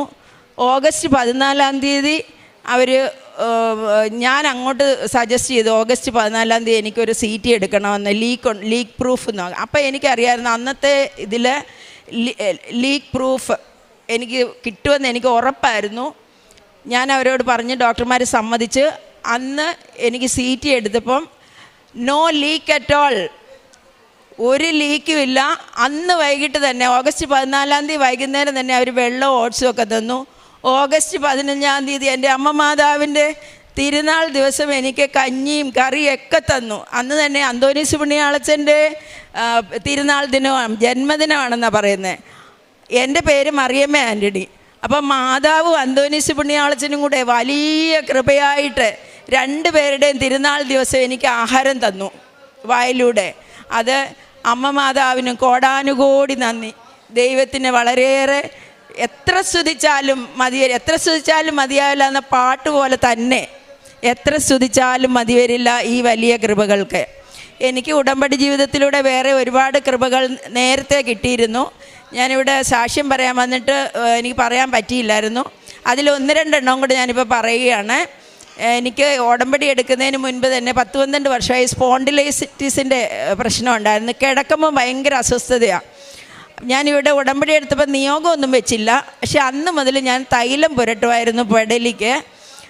ഒരു പ്രാവശ്യം കാലത്ത് പ്രാർത്ഥന ചെല്ലുമ്പോൾ മാത്രമേ പുരട്ടത്തുള്ളൂ. പക്ഷേ ഞാൻ ഉടമ്പടി എടുത്ത ഒരാഴ്ചയ്ക്കുള്ളിൽ തന്നെ പിന്നെ ഇന്ന് വരെ എനിക്ക് കിടക്കുമ്പോൾ ഒരു ബുദ്ധിമുട്ട് തോന്നിയിട്ടില്ല. അതുപോലെ തന്നെ എനിക്കൊരു സ്ഥലം വിൽക്കാനുണ്ടായിരുന്നു. അത് ഞാൻ നിയോഗമൊന്നും വെച്ചില്ല. ഞാൻ വിശുദ്ധ ഉപ്പ് കൊണ്ടുപോയി ആ പറമ്പിൻ്റെ പ്രദേശത്ത് കൊണ്ടുപോയി ഇട്ടു. അതും ഉടനെ തന്നെ സാധിച്ചു. പിന്നെ കുറേ വർഷങ്ങളായിട്ട് എനിക്ക് യൂറോപ്പ് പിൽഗ്രിമേജ്, അതായത് മാതാവിൻ്റെ സ്ഥലങ്ങളിലൊക്കെയാണ് ഈ യൂറോപ്പ് പിൽഗ്രിമേജിന് കൊണ്ടുപോകുന്നത്. അതിന് പോകണമെന്ന് ഭയങ്കര ആഗ്രഹമായിരുന്നു. പക്ഷേ എനിക്കും ഹസ്ബൻഡിനും കൂടെ പോകണമെങ്കിൽ ഞങ്ങളുടെ വീട്ടിൽ ഹസ്ബൻഡിൻ്റെ 90 വയസ്സൊക്കെ ആയ പേരൻസ് ഉണ്ട്. അപ്പോൾ അവരെ നോക്കാൻ ആരും ഇല്ലാതെ ഉത്തരവാദിത്തപ്പെട്ട ആരുമില്ല. പണിക്കാരെയൊക്കെ വെച്ചിട്ട് നമുക്ക് ആക്കിയിട്ട് ഇത്രയും ദിവസമൊന്നും പോകാൻ പറ്റത്തില്ലല്ലോ. അപ്പോൾ ഉത്തരവാദിത്തമുള്ള ആരെങ്കിലും അവരെ നോക്കാൻ ഞങ്ങളുടെ കുടുംബത്തിലില്ല വേറെ ആൾക്കാരെ. അപ്പോൾ എന്ത് ചെയ്യുമെന്ന് വിചാരിച്ച് ഞാൻ ഇവിടെ എൻ്റെ 4ാമത്തെ ഉടമ്പടി പുതുക്കിയ സമയത്ത് ഞാൻ നിയോഗം എഴുതിയിട്ടു. എനിക്ക് മാതാവിൻ്റെ സ്ഥലങ്ങളിലൊക്കെ പോകാനുള്ള കൃപ തരണം. എനിക്ക് പോവുകയാണെങ്കിൽ ഹസ്ബൻഡ് ഞാൻ രണ്ടുപേരും കൂടെ ഒന്നിച്ച് പോകണം, ഒറ്റയ്ക്ക് വേണ്ട. അങ്ങനെ പ്രാർത്ഥിച്ച് നിയോഗം എഴുതിയിട്ടിട്ട് പോയി. അത്ഭുതം എന്ന് പറയട്ടെ, എൻ്റെ മകൻ്റെ കല്യാണം കഴിഞ്ഞിട്ട് 2 മാസമേ ആയുള്ളായിരുന്നു. ആ മകള് ചെറിയ കുട്ടി, അവൾ പറഞ്ഞു ഞങ്ങൾ നോക്കിക്കോളാം. അവർ വീട്ടിലല്ല താമസിക്കുന്നത്, അവർ ജോലി സ്ഥലത്തു നിന്ന് വന്ന് ഞങ്ങളെ ഇതിന് വിടാൻ വേണ്ടിയിട്ട് ആ മകൾ തന്നെ ഞങ്ങളുടെ വീട്ടിൽ നിന്ന് ഈ പ്രായമായ പേരൻസിൻ്റെ ഉത്തരവാദിത്വം ഏറ്റെടുത്ത് ഞങ്ങൾക്കതിന് പോകാനും സാധിച്ചു. വളരെ സുഖമായിട്ട് ഒരു പ്രശ്നവുമില്ലാതെ ഞങ്ങൾ പോയി തിരിച്ചു വന്നു. ഇങ്ങനെ നിരവധിയായ അനുഗ്രഹങ്ങൾ, ഇനിയും പറയാൻ കുറേ അനുഗ്രഹങ്ങളുണ്ട്. അങ്ങനെ ഞാൻ നിയോഗത്തിൽ മിക്കവാറും എൻ്റെ പേഴ്സണലല്ല നിയോഗങ്ങൾ വയ്ക്കുന്നത്. അപ്പോൾ ആ നിയോഗങ്ങളൊക്കെ എല്ലാം സാധിച്ചു കിട്ടിയിട്ടുണ്ട്. നിയോഗത്തിൽ വയ്ക്കാതെ ഒരുപാട് അനുഗ്രഹങ്ങൾ സാധിച്ചു കിട്ടിയിട്ടുണ്ട്. ഞാൻ പ്രേക്ഷിത പ്രവർത്തനമായിട്ട് അതിനിടയിൽ ഒരു കാര്യം പറയാനുണ്ട്. ഈ നേരത്തെയൊക്കെ ഇങ്ങനെ കൃപാസനത്തിൽ ആൾക്കാർ പോവുകയും പത്രം കൊടുക്കുകയും ചെയ്യുന്നത്. അപ്പം ഞാൻ വിചാരിക്കും ഈ ഓരോ കാര്യം സാധിക്കാൻ വേണ്ടി ഇങ്ങനെ പത്രമൊക്കെ കൊടുക്കുന്നത് ഇതെന്തൊരു മോശമാണ്, കാര്യസാധ്യത്തിന് വേണ്ടി ഇങ്ങനെയൊക്കെ ചെയ്യാൻ പാടുണ്ടോ എന്നൊക്കെ ഞാൻ ചിന്തിച്ചിട്ടുണ്ട് പള്ളിയിലൊക്കെ വെച്ച്. പക്ഷേ ഈ ഉടമ്പടി എടുത്ത് ഞാനിവിടെ വന്ന് ബഹുമാനപ്പെട്ട ജോസഫ് അച്ഛൻ്റെ ഈ വചനങ്ങൾ കേട്ടപ്പോഴാണ് ഇത് കാര്യസാധ്യമല്ല, കർത്താവിനെ കൈമാറുകയാണെന്ന് എനിക്ക് മനസ്സിലായത്. അതുമുതൽ എനിക്ക് ഉടമ്പടി ഈ പത്രം കൊടുക്കാനായിട്ട് ഭയങ്കര ഉത്സാഹമാണ്. ഞാൻ പത്രം കൊടുക്കുന്നത് സാധാരണ പള്ളിയിൽ എന്നും കുർബാനയ്ക്ക് വരുന്നവർക്കൊന്നും ഞാൻ കൊടുക്കാറില്ല. ഞാൻ കുട്ടികൾക്ക് കൂടുതലായിട്ടും കുട്ടികൾക്ക് കൊടുക്കാനും യുവജനങ്ങൾക്ക് കൊടുക്കാനാണ് എനിക്ക് താല്പര്യം. കുട്ടികൾ സ്കൂൾ വിട്ടു പോകുന്ന സമയത്ത്, അല്ലെങ്കിൽ സൺഡേ ക്ലാസ്സിൽ വരുന്ന കുട്ടികൾക്ക്, അങ്ങനെയൊക്കെ, അല്ലെങ്കിൽ പൊതുജനങ്ങൾക്കായിട്ട് കൊണ്ട് കൊടുക്കും. പിന്നെ ഈ കൂട്ടായ്മയിലെ എല്ലാ വീടുകളിലും കയറി ഇറങ്ങി ഞാൻ നടന്നു കൊടുക്കും. പിന്നെ കടകളിലും ഹോസ്പിറ്റലുകൾ അങ്ങനെയുള്ള സ്ഥലങ്ങളിലും കൊടുക്കാറുണ്ട്. അതിലൊക്കെ ഉപരിയായിട്ട് ഞാൻ കുറച്ചധികം യാത്ര ചെയ്യുന്ന ആളാണ്. ഞാൻ എവിടെ യാത്ര ചെയ്താലും ഈ ഉടമ്പടി തുടങ്ങിയതിൽ പിന്നെ ഞാൻ പോകുന്ന നാട്ടിലെ ഭാഷ അനുസരിച്ചുള്ള പത്രം വാങ്ങിച്ചുകൊണ്ടാണ് പോകുന്നത്. അത് ട്രെയിനിലായാലും ഫ്ലൈറ്റിലായാലും ബസ്സിലായാലും എവിടെയെങ്കിലുമൊക്കെ ഞാനത് കൊടുക്കും. ഈ പിൽഗ്രിമേജിന് യൂറോപ്പിൽ പോയപ്പം ഞാൻ ഇംഗ്ലീഷ് പത്രം വാങ്ങിച്ചുകൊണ്ടാണ് പോയത്. 9 രാജ്യങ്ങളിൽ പോയപ്പോൾ എല്ലാ രാജ്യങ്ങളിലും 1-2 സ്ഥലങ്ങളിലെങ്കിലും ഞാൻ ഈ ഇംഗ്ലീഷ് പത്രം കൊടുത്തു. അതിലേറെ എനിക്ക് സന്തോഷമായത് വത്തിക്കാനിൽ സെൻറ്റ് പീറ്റേഴ്സ് ബസിലിക്കയുടെ തൊട്ടടുത്തുള്ള ഒരു ഷോപ്പിൽ ഞാൻ അവിടെ എവിടെയെങ്കിലും ഒന്ന് കൊടുക്കണമെന്ന്, അപ്പോഴത്തേക്കിനും എൻ്റെ പത്രം എല്ലാം തീർന്നായിരുന്നു, ഒരെണ്ണേ ബാക്കിയുള്ളായിരുന്നു. ഇത് ആർക്ക് കൊടുക്കണം, ഏറ്റവും നല്ലതായിട്ട് എവിടെയെങ്കിലും കൊടുക്കണമെന്നുള്ളൊരു ആഗ്രഹത്തിൽ ഞാനിങ്ങനെ നോക്കിയപ്പോൾ ആ ഷോപ്പിലൊരു സിസ്റ്റർ ഉണ്ടായിരുന്നു. ആ സിസ്റ്ററിനെ ഞാൻ കൊണ്ട് കൊടുത്തു. അപ്പോൾ സിസ്റ്റർ അപ്പം തന്നെ ഇതെല്ലാം തുറന്ന് നോക്കി വായിച്ചിട്ട് ഇറ്റ്സ് ഗ്രേറ്റ് മിറക്കിൾ എന്നൊക്കെ പറഞ്ഞിട്ട് സിസ്റ്ററിന് ഭയങ്കര സന്തോഷമായി, എനിക്കും ഭയങ്കര സന്തോഷമായി. അങ്ങനെ പത്രം കൊടുക്കുന്നത് ഇത്തിരി മോശം പോലെ വിചാരിച്ചിരുന്ന ഞാൻ ലോകമെമ്പാടും പോയി പത്രം കൊടുത്ത ഒരു അവസ്ഥയുണ്ടായി. അത് ബഹുമാനപ്പെട്ട ജോസഫ് അച്ഛൻ്റെ ഈ ധ്യാന പ്രസംഗങ്ങളിലൂടെയാണ് എനിക്ക് ആ ബോധ്യം കിട്ടിയത്. അങ്ങനെ പറയുകയാണെങ്കിൽ ശരിക്കും ആത്മീയ ഉണർവുകളും ആത്മീയ ബോധ്യങ്ങളുടെ ഒരു ഷിഫ്റ്റുമാണ് എൻ്റെ ഉടമ്പടി ജീവിതത്തിൻ്റെ ഏറ്റവും വലിയ കൃപയും അനുഗ്രഹവും. പിന്നെ കാരുണ്യപ്രവൃത്തിയായിട്ട് ഞാൻ പൈസയും സാധനങ്ങളും ഒക്കെ കൊടുത്ത് എല്ലാവരും ഒരുപാട് പേരെ സഹായിക്കാറുണ്ട്. അത് ഞാൻ നേരത്തെയും ചെയ്തിരുന്നു. പക്ഷേ ഇപ്പം ഞാൻ ചെയ്യുന്ന ആ പ്രവൃത്തിയുടെ ഉദ്ദേശത്തിന് വ്യത്യാസമുണ്ട്. നേരത്തെ എനിക്കൊരു പേര് കിട്ടും, അല്ലെങ്കിൽ കുടുംബത്തിനൊരു പേര് കിട്ടും എന്നുള്ള വിചാരത്തിലാണ് ചെയ്തിരുന്നത്. പിന്നെ നന്നായിട്ട് സാമ്പത്തിക സഹായങ്ങളൊക്കെ ചെയ്യാറുണ്ട്. പിന്നെ മന്ത്ലി ബേസിസിലും അസുഖങ്ങൾക്ക് മരുന്ന് വാങ്ങിക്കാനുള്ള പൈസകൾ കൊടുക്കാറുണ്ട്. പിന്നെ ഞാൻ ഈ ഓൾഡ് ഏജ് ഹോമും ഈ ചൈൽഡ് ലൈനിൽ നിന്ന് വരുന്ന പിള്ളേരൊക്കെ താമസിക്കുന്ന ഇടങ്ങളിലൊക്കെ പോയി പല ശുശ്രൂഷകൾ ചെയ്യാറുണ്ട്. ഇൻ ക്യാഷ് ആൻഡ് കൈൻഡ് അവരെയൊക്കെ സഹായിക്കാറുണ്ട്. അതുകൂടാതെ ഞാൻ ഇങ്ങനെ പൊതിച്ചോറൊക്കെ കൊടുത്ത് ആദ്യമേ കുറച്ച് കാരുണ്യപ്രവൃത്തി ചെയ്ത് നോക്കി. പിന്നെ ഞാൻ വിചാരിച്ചു, പൊതിച്ചോറൊക്കെ കൊടുക്കുന്ന ഒരു സാധാരണമായ കാര്യമല്ലേ, ഇത്തിരി കൂടെ നല്ലതായിട്ട് എന്തെങ്കിലും ചെയ്യാനൊരു കൃപ തരണമെന്ന് ഞാൻ മാതാവിനോട് പ്രാർത്ഥിച്ചു. അപ്പം അപ്പോഴേ പെട്ടെന്ന് എനിക്ക് ഓർമ്മ വന്നു, ഞാൻ നേരത്തെ പല കാര്യങ്ങളും ചെയ്തു കൊടുത്തിട്ടുള്ള ഒരു സിസ്റ്റേഴ്സ് ഈ ചൈൽഡ് ലൈനിലെ പിള്ളേരെ നോക്കുന്ന ഒരു സ്ഥലമുണ്ട്. ആ ചൈൽഡ് ലൈനിലെ കുട്ടികൾ സ്കൂളിൽ പഠിക്കുന്ന അവർക്കൊന്നും ഒരു സഹായം, ട്യൂഷനൊന്നും പോകാനൊന്നും പറ്റത്തില്ല. അതിൽ മിക്ക പിള്ളേരും പഠിക്കാനൊക്കെ മോശമൊക്കെയാണ്. അപ്പം ഞാനിങ്ങനെ പ്രാർത്ഥിച്ചുകൊണ്ടിരുന്നിട്ട് പെട്ടെന്ന് എനിക്ക് ആ സ്ഥാപനത്തെ എൻ്റെ മനസ്സിൽ തോന്നിച്ചു തന്നു. ഞാൻ ആ സ്ഥാപനത്തിൽ ചെന്ന് ഒരു ദിവസം അവിടെ പോയി. അവിടെ ചെന്നപ്പോൾ സിസ്റ്റേഴ്സിന് എന്നെ തിരിച്ചറിയാം. ഞാൻ അധ്യാപികയായിരുന്നു. അപ്പോൾ ഞാൻ അധ്യാപികയായിരുന്ന സമയത്തൊക്കെ പല കാര്യങ്ങൾക്കും അവരെ സഹായിക്കാനായിട്ട് കുട്ടികളുടെ സഹായങ്ങളൊക്കെ എടുത്ത് അവിടെ കൊടുക്കാനൊക്കെ പോയിട്ടുള്ളതാണ്. അങ്ങനെ ചെന്നപ്പോൾ സിസ്റ്റർ എന്നെ തിരിച്ചറിയുകയും ഞാൻ പറഞ്ഞു, ഇപ്പം ഞാൻ റിട്ടയർ ചെയ്ത് എനിക്ക് ഇവിടുത്തെ പിള്ളേർക്ക് വേണ്ടി എന്തെങ്കിലും ചെയ്താൽ കൊള്ളാമെന്നുള്ളൊരാഗ്രഹമുണ്ട്, എന്താണ് ഇവിടെ ആവശ്യമുള്ളതെന്ന് ചോദിച്ചപ്പോൾ അവർ പറഞ്ഞു, ടീച്ചറെ വേറൊന്നും വേണ്ട, ഈ പിള്ളേർക്ക് എന്തെങ്കിലും ഒന്ന് പറഞ്ഞു കൊടുത്താൽ മതി, ടീച്ചറിനെ കൊണ്ട് പറ്റുന്ന കാര്യമാണ്, എന്നും ഒന്ന് വരണം എന്നേ ഉള്ളൂ, എന്നും അല്ലെങ്കിൽ ടീച്ചറിന് പറ്റുന്ന ദിവസം. ഇതിനു വേണ്ടി ആരെങ്കിലും ഇവരെ ഒന്ന് പഠന സഹായത്തിന് വേണ്ടി ആരെങ്കിലും കിട്ടാൻ ഞങ്ങൾ 2-3 മാസമായിട്ട് പ്രാർത്ഥിച്ചുകൊണ്ടിരിക്കുമായിരുന്നു എന്ന് പറഞ്ഞു. അപ്പോൾ എനിക്കത് കേട്ടപ്പം ഞാൻ പ്രാർത്ഥിച്ചുകൊണ്ടിരുന്ന ഇവർക്ക് വേണ്ടി എന്തെങ്കിലും ചെയ്യാൻ എനിക്ക് പ്രത്യേകമായിട്ട് ചെയ്യാനൊരു കൃപ തരണേന്ന്. അങ്ങനെ അവിടെ ഞാൻ പോകാൻ തുടങ്ങി, അവരെ സഹായിക്കാൻ തുടങ്ങിയിട്ട് ആ ഒരു രീതിയിൽ മേഖലയിൽ ഒരു കാരുണ്യപ്രവൃത്തി ചെയ്യുന്നുണ്ട്. അങ്ങനെയുള്ള കാരുണ്യപ്രവൃത്തികളൊക്കെയാണ്. പിന്നെ എനിക്ക് ഈ ഉടമ്പടി ജീവിതം തുടങ്ങി. പിന്നെ ബൈബിൾ കൂടുതലായിട്ട് വായിക്കും. നേരത്തെയൊക്കെ ഞാൻ ബൈബിൾ വായിക്കുമായിരുന്നു, പലതവണ ഫുള്ളായിട്ട് വായിച്ച് തീർത്തിട്ടുണ്ട്. പിന്നെ ഓരോ പിൽഗ്രിമേജിനൊക്കെ പോകുമ്പോൾ അതിൻ്റെ നിയോഗം വെച്ചൊക്കെ ഞാൻ ഒരു റൗണ്ട് ബൈബിൾ വായിക്കും. പക്ഷേ അന്നൊക്കെ വായിക്കുന്ന പോലെയല്ല, ഇപ്പം എനിക്ക് ഡെയിലി ബേസിസിൽ ഇവിടുത്തെ നിബന്ധന പോലെ തന്നെയും അതിൽ കൂടുതലും ബൈബിൾ വായിക്കാനുള്ള ഒരു ഉത്സാഹം കിട്ടിയിട്ടുണ്ട്. അത് വേറെ ഒരു കൃപയാണ്. പിന്നെ ജപമാല അതുപോലെ കൂടുതലായിട്ട് ചെയ്യുന്നുണ്ട്. ഇങ്ങനെയുള്ള എല്ലാ അനുഗ്രഹങ്ങൾക്കും അമ്മ മാതാവിനും പൊന്നീശോയ്ക്കും ദൈവം തമ്പുരാനും 1000 നന്ദി, 1000 നന്ദി, 1000 നന്ദി. വിശുദ്ധ യോഹന്നാൻ എഴുതിയ സുവിശേഷം 17-ാം അധ്യായം 24-ാം തിരുവചനം. ദൈവപിതാവ് ലോകസ്ഥാപനത്തിന് മുമ്പുള്ള എന്നോടുള്ള അവിടുത്തെ സ്നേഹത്താൽ അങ്ങെനിക്ക് മഹത്വം നൽകി, അങ്ങെനിക്ക് നൽകിയവരും അത് കാണാൻ ഞാൻ ആയിരിക്കുന്നിടത്ത് എന്നോടുകൂടെ അവരും ആയിരിക്കണമെന്ന് ഞാൻ ആഗ്രഹിക്കുന്നു. യേശുവിൽ പ്രിയമുള്ളവരെ, മറിയാമ്മ ആൻ്റണിയുടെ സാക്ഷ്യം നമ്മോട് പറയുന്നത്, ജീവനോടുകൂടി ആൾക്കാരെ പ്രത്യക്ഷപ്പെട്ട അമ്മയുടെ സന്നിധിയിൽ ഈ മോളെ ഇവിടെ നിർത്തിയത് അവരാഗ്രഹിച്ചത് ഭൗതിക നേട്ടമല്ല, ആത്മീയതയുടെ ശക്തി കൊണ്ടാണ്. ഈ ആത്മീയത കൂടി വന്നപ്പോൾ പരിശുദ്ധമ്മ എങ്ങനെയായിരുന്നു? ദൈവസന്നിധിയിലായിരുന്നു എല്ലാ സമയങ്ങളിലും. അതുപോലെ ഈ അമ്മയും ദൈവത്തോടു കൂടിയായിരുന്നു. അതുകൊണ്ട് അമ്മ കൊടുത്ത വലിയ കൃപയാണ്, വലിയ ഗിഫ്റ്റായിരുന്നു ഈ മോൾക്ക് കിട്ടിയ കാര്യങ്ങളെല്ലാം. അമ്മ ഒരിക്കലും കൈവിടത്തില്ല പരിശുദ്ധ അമ്മയോട് ചേർന്ന് നിൽക്കുന്നവരെ. ഇതാണ് ഉടമ്പടി എടുത്തവരോട് പറയുന്നത്. നിങ്ങൾ യൂട്യൂബിലുള്ള ആരാധനയിൽ പങ്കെടുക്കണം. ഉടമ്പടി എടുത്തിട്ട് അമ്മയോട് വാക്ക് പറഞ്ഞിട്ടാണ് പോകുന്നത്, ഞാൻ യൂട്യൂബിൽ ആരാധന കൂടാമെന്ന്. എത്ര പേരാണ് യൂട്യൂബിൽ ആരാധന കൂടാതെ 2 എഴുതിക്കൊണ്ടുവന്ന് ഉടമ്പടി പുതുക്കിക്കൊണ്ടു പോകുന്നത്? പ്രിയമുള്ളവരെ, ഈ സഹോദരി പറയുന്നത് യൂട്യൂബിൽ ആരാധനയിലാണ് ഇവരെ പുതിയ വ്യക്തിയാക്കാൻ അമ്മ മാറ്റിയത്.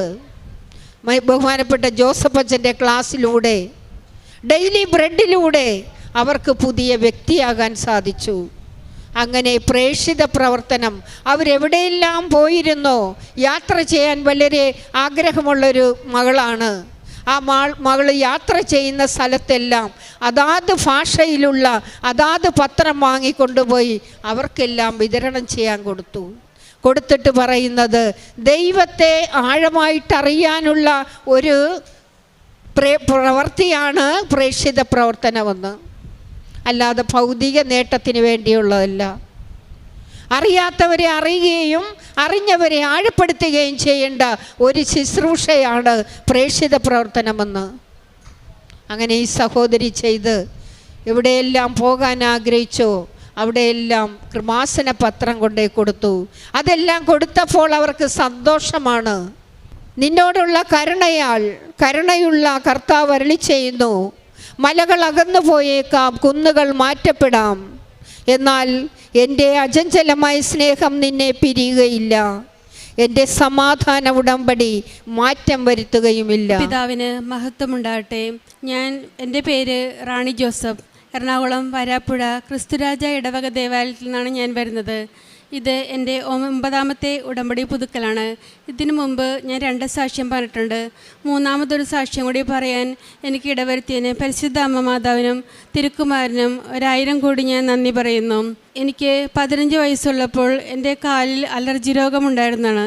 35 വർഷമായിട്ട് അതെനിക്ക് ഡിസംബർ ആകുമ്പോഴത്തേനും ഭയങ്കര വിണ്ട് കീറി ചോര വരുന്ന അങ്ങനത്തെ ഒരു അസുഖമായിരുന്നു. എത്ര മരുന്ന് കഴിച്ചാലും മാറില്ല. എന്തോരം മരുന്നുകൾ തേച്ചിട്ടും മാറാതെ ഇരുന്ന അസുഖം കഴിഞ്ഞ ഡിസംബറിൽ തുടങ്ങി. എനിക്ക് ഉടമ്പടി തൈലം മാത്രമാണ് ഞാൻ ഉപയോഗിച്ചത്. വിശ്വാസ പ്രമാണം ചൊല്ലി പ്രാർത്ഥിച്ചതിൻ്റെ ഫലമായി എനിക്കത് പൂർണ്ണമായി മാറിക്കിട്ടി.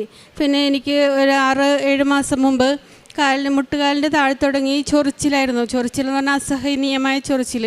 അത് മാന്തിക്കീറി ചോര വന്ന് കറുത്ത പാടൊക്കെ ആയിരുന്നു. ഞാൻ ഉപ്പിട്ട് വിശ്വാസ പ്രമാണം ചൊല്ലി പ്രാർത്ഥിച്ച് പിന്നെ കാലിൻ്റെ ഉള്ളംകാലിൻ്റെ അടിയിലുമൊക്കെ എനിക്ക് സഹിക്കാൻ പറ്റാതെ വരുമായിരുന്നു. പ്രാർത്ഥന ചെല്ലുന്ന സമയത്തൊക്കെ, കുടുംബ പ്രാർത്ഥനയുടെ സമയത്തൊക്കെ ഞാൻ എഴുന്നേറ്റ് പോയി കാലൊരയ്ക്കുമായിരുന്നു. അത്രയ്ക്ക് സഹിക്കാൻ പറ്റാത്ത വേദന എനിക്ക് മുട്ടയിൽ നിന്ന് ജപമാല ചൊല്ലി പ്രാർത്ഥിച്ചതിൻ്റെ ഫലമായി എനിക്കത് പൂർണ്ണമായി മാറിക്കിട്ടി. നേരത്തെയൊക്കെ ഞാൻ മുട്ടുവേദനയും കാലുവേദനയൊക്കെ ആയിട്ട് നടുവേദനയൊക്കെ ആയിട്ട് ഇരുന്നായിരുന്നു ചൊല്ലിക്കൊണ്ടിരുന്നത്. അതോടുകൂടി എൻ്റെ മുട്ടുവേദനയും നടുവേദനയും മാറി. എനിക്കിപ്പോൾ മുഴുവൻ സമയം ജപമാല ചൊല്ലുമ്പോൾ മുട്ടയിൽ നിന്ന് പ്രാർത്ഥിക്കാനുള്ള അനുഗ്രഹം ഈശോ മാതാവിനും തന്നതിനും നന്ദി പറയുന്നു. പിന്നെ എനിക്ക് കഴിഞ്ഞ മാർച്ച് മാസം ഉടമ്പടി പുതുക്കി ഇവിടുന്ന് തിരിച്ചു പോയപ്പോൾ ഞങ്ങൾ വണ്ടി 2 വീലർ വൈറ്റ് ലൈനിൽ വെച്ചിട്ടാണ് ഞങ്ങൾ ഇങ്ങോട്ട് ബസ്സിൽ വരുന്നത്. തിരിച്ചു ചെന്നപ്പോഴത്തേനും മോളുടെ കയ്യിൽ ഇവിടുന്ന് വാങ്ങിയ പത്രവും ബാഗും ഉണ്ടായിരുന്നു. എൻ്റെ കയ്യിൽ വേറെ ബാഗും ഫോണും കുറച്ച് കാശും ATM കാർഡൊക്കെ ഉണ്ടായിരുന്ന ബാഗായിരുന്നു. അത് വണ്ടി എടുക്കാൻ ബുദ്ധിമുട്ടായതുകൊണ്ട് ഞാൻ വേറെ വണ്ടിയുടെ പുറത്താണ് എൻ്റെ ബാഗ് വെച്ചത്. അത് ഞങ്ങൾ വണ്ടി എടുത്തു കഴിഞ്ഞപ്പോഴത്തേനും ഞാൻ ആ ബാഗ് മറന്നുപോയി. ഞങ്ങളപ്പോൾ അനിയത്തിയുടെ വീട്ടിലേക്ക് അവിടെ നിന്ന് ഒരു 20 മിനിറ്റ് ഉണ്ടായിരുന്നു. അവിടെ ചെന്നപ്പോഴാണ് ഈ ബാഗ് മറന്നുപോയ കാര്യം ഓർമ്മ വന്നത്. അപ്പോൾ അതിന് തലേ ദിവസം അച്ഛനിങ്ങനെ പ്രാർത്ഥിച്ച് പറയുന്നുണ്ടായിരുന്നു, ഫോണില്ലാതെ ധ്യാനം കൂടാനും സാക്ഷ്യം കേൾക്കാനും ഒക്കെ വിഷമിക്കുന്ന ഒരുപാട് മക്കളുണ്ട്, അവർക്ക് വേണ്ടി പ്രാർത്ഥിക്കണം, അവർക്ക് എത്രയും പെട്ടെന്ന് ഫോൺ. അപ്പോൾ എനിക്ക് ഭയങ്കര സങ്കടമായി. എൻ്റെ ഫോണും ദാഹിച്ച് മോഹിച്ച് മേടിച്ചൊരു ഫോണാണ്. അത് നഷ്ടപ്പെട്ടാൽ എനിക്കും ഇതേപോലെ ധ്യാനം കൂടാനൊക്കെ ബുദ്ധിമുട്ടാകുമല്ലോ എന്ന് പ്രാർത്ഥിച്ച് വിശ്വാസ പ്രമാണം പ്രാർത്ഥിച്ച് പ്രത്യക്ഷീകരണ പ്രാർത്ഥനയും ചൊല്ലിക്കൊണ്ടാണ് ഞാൻ സാക്ഷ്യം പറഞ്ഞോളാം എനിക്ക് ആ ബാഗ് തിരിച്ച് കിട്ടിയാൽ എന്ന് പ്രാർത്ഥിച്ചുകൊണ്ടാണ് ഞാൻ തിരിച്ച് വൈറ്റ് ലൈനിൽ വന്ന് നോക്കിയപ്പോൾ എൻ്റെ ബാഗ് അവിടെ തന്നെ ഉണ്ടായിരുന്നു. ഒന്നും നഷ്ടപ്പെടാതെ എനിക്ക് ആ ബാഗ് തിരിച്ച് കിട്ടിയതിന് ഈശോയ്ക്കും മാതാവിനും നന്ദി പറയുന്നു. പിന്നെ എനിക്ക് എൻ്റെ മകന് നല്ലൊരു ജോലി കിട്ടിയതിന് അവൻ വരുമ്പോൾ സാക്ഷ്യം പറയുന്നതാണ്. മറ്റുള്ളവർക്ക് വേണ്ടി പ്രാർത്ഥിക്കുമ്പോൾ അവർക്ക് അനുഗ്രഹം കിട്ടാറുണ്ടെന്ന് പറഞ്ഞ് അവർ എന്നോട് വന്ന് പറയാറുണ്ട്. അപ്പോൾ അതിനും അവർ വന്ന് ഉടമ്പടി എടുത്ത് പ്രാർത്ഥിക്കാമെന്ന് എന്നോട് സമ്മതിച്ചിട്ടുണ്ട്. പിന്നെ കഴിഞ്ഞ 2003 ഡിസംബർ 25-ാം തീയതി ക്രിസ്മസിന് തലേദിവസം തന്നെ ഞങ്ങൾ തീരുമാനിച്ചാണ് രാവിലെ ഭക്ഷണം കൊടുക്കുമ്പോൾ രാവിലത്തെ ഭക്ഷണം കൊടുക്കാം, അപ്പോൾ അത് വിളമ്പി കൊടുക്കാമെന്നാണ് വിചാരിച്ചത്. ഫുഡ് കൊടുക്കുമ്പോൾ അങ്ങനെ കൊടുക്കുന്ന സമയത്ത് കുറച്ച് പേരെ ഒന്നിച്ചിരുത്തി ഞങ്ങൾ വിളമ്പിയൊക്കെ കൊടുത്തു കഴിഞ്ഞപ്പോൾ രാവിലെ ഞാനിങ്ങനെ ഉറക്കൊഴിഞ്ഞിട്ടപ്പോൾ മാതാവിനെയും ഉണ്ണീശോനെയും കാണണമെങ്കിൽ ഒരു സ്ത്രീയും അമ്മയും കുഞ്ഞുമായിട്ട് വരുമ്പോൾ അത് മാതാവ് ഉണ്ണീശോയുമാണെന്ന് കരുതി ഞാൻ അവർക്ക് ഭക്ഷണം കൊടുക്കും എന്നൊക്കെ ഞാനിങ്ങനെ മനസ്സിൽ വിചാരിച്ച്. പക്ഷെ ഞാനത് മോളോട് പറഞ്ഞിട്ടുണ്ടായിരുന്നില്ല. അത് കഴിഞ്ഞ് ഞങ്ങൾ ഭക്ഷണമൊക്കെ കൊടുത്തു കഴിഞ്ഞ് തിരിച്ചു പോരുമ്പോൾ പള്ളിയിലാണ് വണ്ടി വെച്ചിരുന്നത്. അപ്പോൾ അതിസുന്ദരിയായ ഒരു യുവതി ഷോളൊക്കെ പൊതിഞ്ഞ് കയ്യിലൊരു കൈക്കുഞ്ഞിനെയുമായിട്ട് ഞങ്ങളുടെ ഓപ്പോസിറ്റ് ഭയങ്കര സ്പീഡിൽ ഒറ്റയ്ക്കാണ് വരുന്നത്, കുഞ്ഞിനെ മാത്രം എടുത്തുകൊണ്ട്. അപ്പോൾ ഞാൻ ഞങ്ങളെ നോക്കിയപ്പോൾ മുഖത്തുനിന്ന് കണ്ണെടുക്കാൻ തോന്നിയില്ല, എന്നെ തന്നെ നോക്കുന്നുണ്ടായിരുന്നു. അപ്പോൾ കടന്നു പോയി കഴിഞ്ഞപ്പോൾ എനിക്ക് അത് മാതാവാണെന്ന് ഞാൻ മോളോട് പറഞ്ഞു, അത് മാതാവ് ഉണ്ണീശോയാണെന്ന് പറഞ്ഞു. അങ്ങനെ ഞങ്ങൾ രണ്ടുപേരും ഒപ്പം തിരിഞ്ഞു നോക്കിയപ്പോൾ അത്രയും നേരം ഇങ്ങനെ പിടിച്ചിരുന്ന കുഞ്ഞിനെ പെട്ടെന്ന് ഇങ്ങനെ ഉണ്ണീശോയെ മാതാവ് പിടിക്കുന്നത് പോലെ പിടിച്ചിട്ടുണ്ടായിരുന്നു. അപ്പോൾ ഞാൻ പറഞ്ഞു, നമ്മുടെ കയ്യിലൊന്നുമില്ലല്ലോ, വണ്ടിയിൽ പൈസ ഉണ്ട്, അപ്പോൾ എന്തെങ്കിലും വാങ്ങിച്ചു കൊടുക്കുക എന്ന് വിചാരിച്ച് വീണ്ടും നോക്കിയപ്പോൾ ആളെ കാണുന്നില്ല. അത് കഴിഞ്ഞ് അപ്പോൾ മാതാവിന് നല്ല പൊക്കമുണ്ടായിരുന്നു. അപ്പോൾ എനിക്ക് സംശയം ഉണ്ടായിരുന്നു അത് മാതാവ് തന്നെ ആയിരിക്കുമെന്ന്. അത് ഞങ്ങളിവിടെ വന്ന് പ്രാർത്ഥിച്ച് ഞങ്ങൾക്കത് മാതാവ് തന്നെയാണെങ്കിൽ സുഗന്ധാഭിഷേകം ലഭിക്കണമെന്ന് പ്രാർത്ഥിച്ചു. അപ്പോൾ ഞങ്ങൾക്ക് രണ്ടുപേർക്കും ഒപ്പം സുഗന്ധാഭിഷേകം കിട്ടി. പിന്നെ അച്ഛൻ്റെ ഡോക്കളച്ഛൻ പറഞ്ഞിട്ടുണ്ട് മാതാവിന് നല്ല പൊക്കമുണ്ട്, അച്ഛനും കണ്ടിട്ടുണ്ടെന്ന് അങ്ങനെയൊക്കെ പറഞ്ഞപ്പോൾ അത് പൂർണ്ണമായി ബോധ്യപ്പെട്ടു. പിന്നെ പത്രങ്ങൾ വിതരണം ചെയ്യുമ്പോൾ ഓരോ വീടുകളിലും ഹോസ്പിറ്റലിലും ഒക്കെ പോയിട്ട് ആണ് ചെയ്യുന്നത്. അങ്ങനെ പല പല സ്ഥലങ്ങളിൽ എനിക്ക് ഒരുപാട് പഴയ പത്രങ്ങൾ കിട്ടിയിരുന്നു. അത് വീടുകളിൽ കൊടുക്കാൻ പറ്റില്ല. അപ്പം ഞാൻ അത് എവിടെ കൊടുക്കുമെന്ന് ഇങ്ങനെ ആലോചിച്ച് അന്നേരം എനിക്ക് കഴിഞ്ഞ ഒക്ടോബറിലാണ്, നല്ല ജോലിയുള്ള സമയത്തായിരുന്നു. അപ്പം ഞാൻ ജോലി കഴിഞ്ഞിട്ട് വണ്ടി എടപ്പള്ളി കൊണ്ട് വെച്ചിട്ട് റോഡ് സൈഡുകളിലും ബസ് സ്റ്റോപ്പുകളിലും അങ്ങനെ എല്ലായിടത്തും കൊടുക്കാമെന്ന് ഞാൻ വിചാരിച്ച് പത്രം എടുത്ത് കൈ പിടിച്ച് തന്നെ എപ്പോഴും ഓരോ പത്രം കൊടുക്കുമ്പോൾ ആകാശത്തേക്ക് നോക്കി ഞാൻ അവർക്ക് അനുഗ്രഹം കിട്ടണമെന്ന് പ്രാർത്ഥിക്കും. വിശ്വാസ പ്രമാണം ചൊല്ലി തൈലം തൂർത്തിട്ടാണ് ഞാൻ വീട്ടിൽ നിന്ന് എല്ലാ പത്രങ്ങളും തയ്യാറാക്കി കൊണ്ടുവരുന്നത്. ഓരോരുത്തർക്കും കൊടുക്കുമ്പോൾ ഞാൻ അങ്ങനെ പ്രാർത്ഥിച്ചിട്ടാണ് കൊടുക്കുന്നത്. അപ്പോൾ ആകാശത്ത് നല്ല ഭംഗിയുള്ളൊരു മഴവില്ല് ഞാൻ കണ്ടു. അതിനു മുമ്പ് ഞാൻ അങ്ങനത്തെ ഒരു മഴവില്ല് അത്രയും ഭംഗിയിൽ കണ്ടിട്ടില്ല. അത് ഞാൻ എന്നിട്ട് എല്ലായിടത്തും നടന്ന പത്രങ്ങളെല്ലാം കൊടുത്തു കഴിഞ്ഞ് തിരിച്ച് പള്ളിയിലോട്ട് വന്നപ്പോഴത്തേനും 2 പത്രം എൻ്റെ കയ്യിലുണ്ടായിരുന്നു. അപ്പോൾ ഒരു പത്രം ഒരു ചേട്ടന് കൊടുത്തപ്പോൾ ആ ചേട്ടൻ ഇങ്ങനെ കൃപാസനത്തിന് ആൾക്കാരെ വണ്ടിയിൽ കൊണ്ടുവരാറുണ്ട് എന്ന് പറഞ്ഞു. അപ്പോൾ ചേട്ടനോട് ഉടമ്പടി എടുത്തിട്ടുണ്ടോ എന്ന് ചോദിച്ചപ്പോൾ ഉടമ്പടി എടുത്തിട്ടില്ല. അപ്പോൾ അങ്ങനെ കുറച്ച് സംസാരിച്ചപ്പോൾ ആ ചേട്ടന് വലിയ പ്രശ്നങ്ങളൊക്കെ ഉണ്ട്, അപ്പോൾ ഞാൻ ഉടമ്പടി എടുത്ത് പ്രാർത്ഥിക്കണം എന്നൊക്കെ പറഞ്ഞു. അപ്പോൾ വേറൊരു കുട്ടി പുതിയ പത്രം കൊണ്ടുവന്നിട്ട് പറഞ്ഞു, ഇത് നിങ്ങളുടെ കയ്യിലിരിക്കണ പഴയ പത്രമല്ലേ, ഇത് വാങ്ങിച്ചു എന്ന് പറഞ്ഞു. അപ്പോൾ ആ ചേട്ടൻ പറഞ്ഞു എനിക്ക് ഇത് മതിയെന്ന് പറഞ്ഞു. ഞാനപ്പോൾ പേടിച്ചിരിക്കണമായിരുന്നു, പഴയ പത്രം കൊടുത്തതിന് എന്നെ വഴക്ക് പറയുമെന്ന്. പക്ഷേ ആ ചേട്ടൻ പറഞ്ഞു എനിക്കിത് മതി, നിങ്ങളത് വേറെ ആർക്കെങ്കിലും കൊടുത്തു എന്ന് പറഞ്ഞു. അങ്ങനെ മറ്റേ പത്രവും കൊടുത്തു കഴിഞ്ഞപ്പോഴത്തേനും ആ മഴവില്ല് അപ്രത്യക്ഷമായി. അങ്ങനെ മാതാവ് ആ മഴവില്ലിൻ്റെ ഇതിലും എനിക്ക് മാതാവിൻ്റെ സാന്നിധ്യം വെളിപ്പെടുത്തി തന്നു. പിന്നെ രോഗസൗഖ്യം എന്ന് പറഞ്ഞിട്ടുണ്ടെങ്കിൽ എനിക്കിങ്ങനെ കുക്കർ അടുപ്പത്ത് വെച്ച് ഇങ്ങനെ നല്ല ചൂടായിരുന്നു. അതിൻ്റെ തലേദിവസം ഞാനൊരു സാക്ഷ്യം കണ്ടപ്പോൾ ഇങ്ങനെ എന്തോ പൊള്ളലിട്ടിട്ട് അവർക്ക് ഒരു പാടുപോലും ഇല്ലാതെ മാഞ്ഞു കിട്ടി എന്നുള്ളൊരു അനുഗ്രഹം ഞാൻ സാക്ഷ്യത്തിൽ കണ്ടിരുന്നു. അപ്പോൾ ഞാനിങ്ങനെ ആലോചിച്ചു, ഒരു പാടുപോലും ഇല്ലാതെ എങ്ങനെയാണ് അത് ഇത്ര പെട്ടെന്ന് അപ്രത്യക്ഷമായെന്ന് ഞാനിങ്ങനെ ആലോചിച്ചിരുന്നു. പിറ്റേ ദിവസം ഞാൻ ഈ കുക്കർ എടുക്കുമ്പോൾ പെട്ടെന്ന് സ്റ്റാൻഡിൽ തെന്നി എൻ്റെ ദേഹത്തേക്ക് മറിയാൻ പോയപ്പോൾ ഞാൻ ഈ വിരൽ കൊണ്ട് താങ്ങി പിടിച്ചിട്ട് മറ്റേ കൈ കൊണ്ട് നേരെയാക്കി. അപ്പോൾ നല്ലോണം പൊള്ളിയിരുന്നു. അപ്പോൾ തന്നെ എനിക്ക് പള്ളിയിൽ കുർബാനയ്ക്ക് പോകാനുള്ളത് കൊണ്ട് വൈകുന്നേരം 6 മണിക്കായിരുന്നു. അപ്പോൾ 5:15 ഞാനിത് ചെയ്തിരുന്ന സമയത്ത് ഞാൻ വേഗം ഉടമ്പടി തൈലമെടുത്ത് തേനും എടുത്ത് വിശ്വാസ പ്രമാണം ചൊല്ലി പ്രാർത്ഥിച്ച് നല്ല വേദനയായിരുന്നു, കൈ ചുമന്നിരുന്നേച്ച്. അപ്പോൾ എനിക്ക് അന്ന് ബൈബിൾ വായിക്കാനുണ്ടായിരുന്നു. അപ്പോൾ ഞാൻ പറഞ്ഞു എൻ്റെ വേദന മാറ്റിത്തരണേ ഈശോ എന്ന് പ്രാർത്ഥിച്ച് പള്ളി ചെന്ന് കുർബാന തുടങ്ങിയപ്പോൾ ഞാൻ ഈ വേദന മറന്നുപോയി. പിന്നെ തിരിച്ചു വന്നപ്പോഴാണ് കയ്യിൽ നോക്കുമ്പോൾ ചുവന്ന പാടുണ്ട്. പിറ്റേ ദിവസം നോക്കിയപ്പോൾ ഒരു പാടുപോലും ഇല്ലാതെ എനിക്കത് സുഖപ്പെടുത്തി തന്ന ഈശോയ്ക്കും മാതാവിനും നന്ദി പറയുന്നു. പിന്നെ ഞങ്ങൾ വഴിയരികിലുള്ള എല്ലാവർക്കും ഭക്ഷണം കൊടുക്കാറുണ്ട്. ഞങ്ങൾ രാവിലെ ഞങ്ങളുടെ പള്ളിയിലെ ഫ്രണ്ടിൽ ഒരു അമ്മച്ചി, മാനസിക വെല്ലുവിളി നേരിടുന്നൊരു അമ്മച്ചിയുണ്ട്, അവർക്ക് ഞങ്ങൾ എല്ലാ ദിവസവും രാവിലത്തെ ഭക്ഷണം കൊടുക്കാറുണ്ട്. പിന്നെ ഓർഫനേജുകളിൽ പോകാറുണ്ട്, അവിടെ ക്ലീൻ ചെയ്യാറുണ്ട്, അവർക്ക് ഭക്ഷണ സാധനങ്ങളൊക്കെ വാങ്ങിക്കൊടുക്കാറുണ്ട്. പിന്നെ എല്ലാ വീടുകളിലും പത്ര വിതരണം ചെയ്യാറുണ്ട്. എല്ലാ ദിവസവും അച്ഛൻ്റെ ഡെയിലി ബ്രെഡ് കൂടാറുണ്ട്, ഷെയർ ചെയ്യാറുണ്ട്. ഓൺലൈൻ ഉടമ്പടി ധ്യാനം എല്ലാ ചൊവ്വാഴ്ചയും മുടങ്ങാതെ കൂടാറുണ്ട്. നേരത്തെയൊക്കെ ആഴ്ചകളിലാണ് ഞാൻ കൂടിക്കൊണ്ടെന്ന് വെച്ചത് ജോലിയുള്ള സമയങ്ങളിലൊക്കെ. അപ്പോൾ കുറച്ചൊക്കെ കാണുന്നു. ഇപ്പോൾ എനിക്ക് ചൊവ്വാഴ്ച തന്നെ അത് മുഴുവൻ കൂടിയില്ലെങ്കിൽ വല്ലാത്തൊരു വിഷമമാണ്. അപ്പോൾ ഞാൻ ആ ചൊവ്വാഴ്ച തന്നെ അത് ആ സമയത്ത് തന്നെ ലൈവായിട്ട് തന്നെ കൂടി തീർക്കാനായിട്ടാണ് എനിക്കിഷ്ടം. അങ്ങനെ ചെയ്യാറുണ്ട്. പിന്നെ ഒരു കുർബാന പോലെ എനിക്ക് ഇന്നേവരെ മുടങ്ങേണ്ടി വന്നിട്ടില്ല. ഇപ്പം ഞാൻ 2.5 വർഷമായി ഉടമ്പടി എടുത്തിട്ട് എൻ്റെ ഏറ്റവും പ്രാർത്ഥന അതാണ്, ഒരു കുർബാന മുടങ്ങാതെ എനിക്ക് എല്ലാ ദിവസവും പള്ളിയിൽ പോകാൻ സാധിക്കണമെന്ന് എപ്പോഴും ഞാൻ ദൈവത്തോട് പ്രാർത്ഥിക്കാറുണ്ട്. പിന്നെ ഞങ്ങൾ എല്ലാ ദിവസവും ഞങ്ങൾ 2 പേരും എല്ലാ കാര്യങ്ങളും ചെയ്യുന്ന, എൻ്റെ മോൾ ഉടമ്പടി എടുത്തിട്ടുള്ളതാണ്. എൻ്റെ മക്കളെയും എൻ്റെ കുടുംബത്തെയും എപ്പോഴും ഉടമ്പടി സാക്ഷികളാക്കി ജീവിക്കാൻ സാധിക്കണമെന്നാണ് എൻ്റെ എപ്പോഴുള്ള പ്രാർത്ഥന. ഞങ്ങൾ എല്ലാ ദിവസവും ഉച്ചയ്ക്ക് 2 മണി തുടങ്ങി 3:15 വരെ പ്രാർത്ഥന ചെല്ലാറുണ്ട്. അപ്പോൾ 2 മണിക്ക് കൊന്ത ചെല്ലും, പിന്നെ പ്രത്യക്ഷീകരണ പ്രാർത്ഥന, വജ്ര ജപമാല, പിന്നെ സ്വസ്ത്രഗീതം, 3 മണിയുടെ പ്രാർത്ഥന, ഇതെല്ലാം എല്ലാ ദിവസവും ചെല്ലും, സ്വസ്ത്രഗീതം പാടും.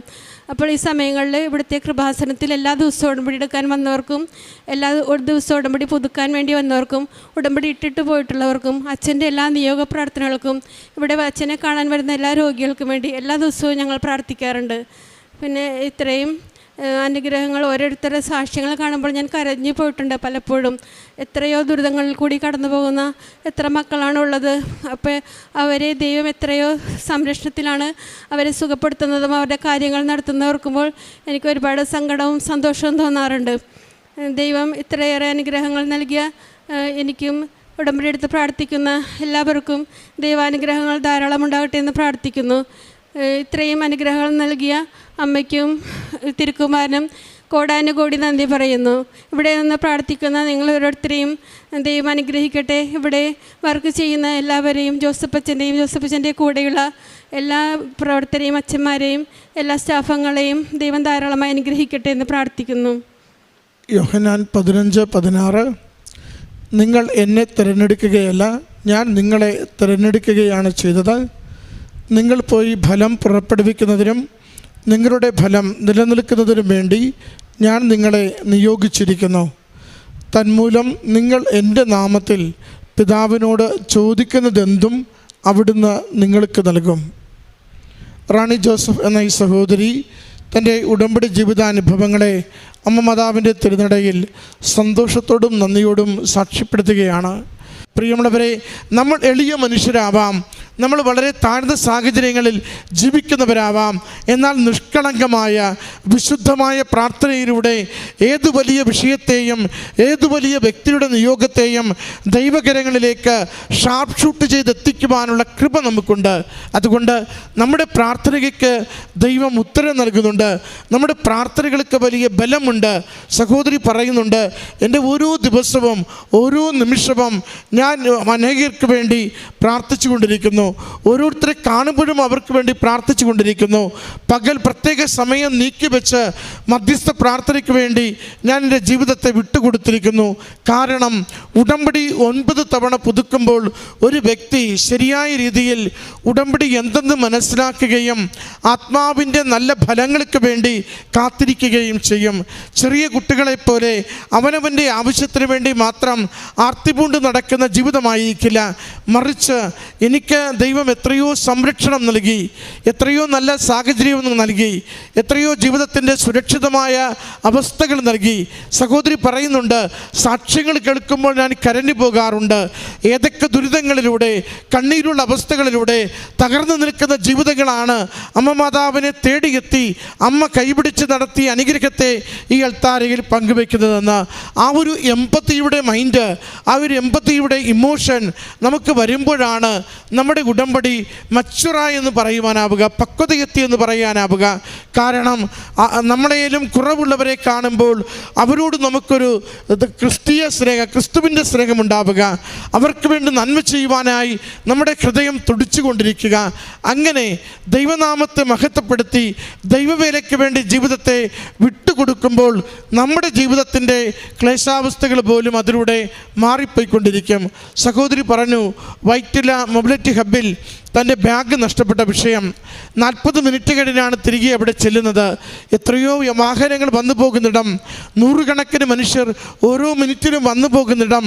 എന്നാൽ അത് ഒരു കാര്യം പോലും നഷ്ടപ്പെടാതെ, ഉടമ്പടിയുടേതൊന്നും നഷ്ടപ്പെടാതെ, മൊബൈൽ ഫോൺ നഷ്ടപ്പെടാതെ, ആധാറും ATM-ഉം നഷ്ടപ്പെടാതെ എല്ലാം തിരികെ കിട്ടിയെന്ന് മകൾ പറയുമ്പോൾ നമ്മൾ അമ്മ മാതാവിന് വേണ്ടി ജീവിതം കൊടുക്കുവാൻ തയ്യാറാണോ? നമ്മുടെ ജീവിത വിഷയങ്ങളെ ഏറ്റെടുത്തുകൊണ്ട് അത് സുരക്ഷിതമാക്കുവാൻ അമ്മ എപ്പോഴും കൂടെ ഉണ്ടാവും. അതിൻ്റെ സാക്ഷ്യമാണ് ഈ സഹോദരി ഈ അൾത്താരയിൽ പങ്കുവെച്ചത്. ഈ കുടുംബത്തിന് ലഭിച്ച എല്ലാ നന്മകൾക്കും അനുഗ്രഹങ്ങൾക്കും ആത്മീയ ബോധ്യങ്ങൾക്കും മറ്റുള്ളവർക്ക് വേണ്ടി പ്രാർത്ഥിക്കുവാനുള്ള സന്മനസ്സിനും പ്രേക്ഷിത ചൈതന്യത്തിനും അമ്മ മാതാ ദിവ്യഗാനത്തിന് എന്നേരവും ആരാധനയും സ്തുതിയും പുകഴ്ചയും ഉണ്ടായിരിക്കട്ടെ. ഈശോമിശിഹായ്ക്ക് സ്തുതിയായിരിക്കട്ടെ. എൻ്റെ പേര് ജിതേഷ്, പൊങ്ങണങ്കാട്, തൃശ്ശൂർ പൊങ്ങണങ്കാട് ഇടവയിൽ നിന്നാണ് വരുന്നത്. എൻ്റെ ഭാര്യ നീന, മൂത്ത മകൾ ഏന, ഇപ്പോൾ ജനിച്ചത് ആൻ്റോണിയ. അങ്ങനെ ഞങ്ങൾ ഒരു ഇതാണ് കുടുംബമായിട്ട് ജീവിക്കുന്നത് ഇപ്പോൾ. അതേപോലെ തന്നെ ഞങ്ങളുടെ കല്യാണം കഴിഞ്ഞിട്ട് 7 വർഷമായിട്ടാണ് ഞങ്ങൾക്ക് മൂത്ത മകളെ കിട്ടിയത്. വളരെയധികം ക്ലേശത്തോടും അതുപോലെ തന്നെ അതിന് മുമ്പ് 3 അബോർഷനായിട്ട് പോയിട്ടുണ്ട്. അതുപോലെ തന്നെ അങ്ങനെ വളരെയധികം ബെഡ് റെസ്റ്റ് ആയിരുന്നു. അതായത് ഒരു ദിവസം പോലും അനങ്ങാൻ പറ്റാത്ത പോലെ റെസ്റ്റ് ചെയ്തിട്ടാണ് അവളെന്നെ കിട്ടിയത്. അപ്പോൾ അന്ന് ഞങ്ങൾ ഇതോടുകൂടി ഒരെണ്ണം തന്നെ ഉണ്ടാവുള്ളൂ എന്നുള്ള പ്രതീക്ഷയുണ്ടായിരുന്നു. അങ്ങനെ അത് കഴിഞ്ഞു. അങ്ങനെ അവൾ ജനിച്ചു. അവൾക്കിപ്പോൾ 13 വയസ്സായി. 13 വയസ്സായിട്ട് എൻ്റെ ഫ്രണ്ട് മുഖേനയാണ് ഞാൻ അറിയുന്നത് കൃപാസനത്തെ പറ്റി, ഇവിടുത്തെ ആലയത്തെ പറ്റിയിട്ട്. അങ്ങനെ ഞാൻ എൻ്റെ ഫാമിലി ഒരുമിച്ച് 2023 നവംബറിൽ ഇവിടെ വന്നു. ഇവിടെ വന്നിട്ട് ജസ്റ്റ് ഇവിടുത്തെ കാര്യങ്ങളൊക്കെ പഠിക്കുകയും കാര്യങ്ങളൊക്കെ ചെയ്തു. പക്ഷേ അന്ന് തൊട്ട് എനിക്ക് ഒരു ഉടമ്പടി എടുക്കാനുള്ള ഇത് മനസ്സിൽ തോന്നി തുടങ്ങി. അങ്ങനെ 2023 ഡിസംബർ 2-ാം തീയതി ഞാനിവിടെ വന്ന്, ഞാനും എൻ്റെ 2 ഫ്രണ്ട്സും ഉണ്ടായിരുന്നു. ഞങ്ങളിവിടെ വന്ന് ഉടമ്പടി എടുത്തു. അങ്ങനെ ഉടമ്പടി എടുത്ത് വീട്ടിൽ പോയി ഇവിടുത്തെ കാര്യങ്ങൾ അതേപോലെ ചെയ്തിരുന്നു. കാലത്ത് ഞാനും മോളും കൂടി പള്ളിയിൽ പോവും. അതുപോലെ തന്നെ കാര്യപ്രവൃത്തികൾ ചെയ്യും.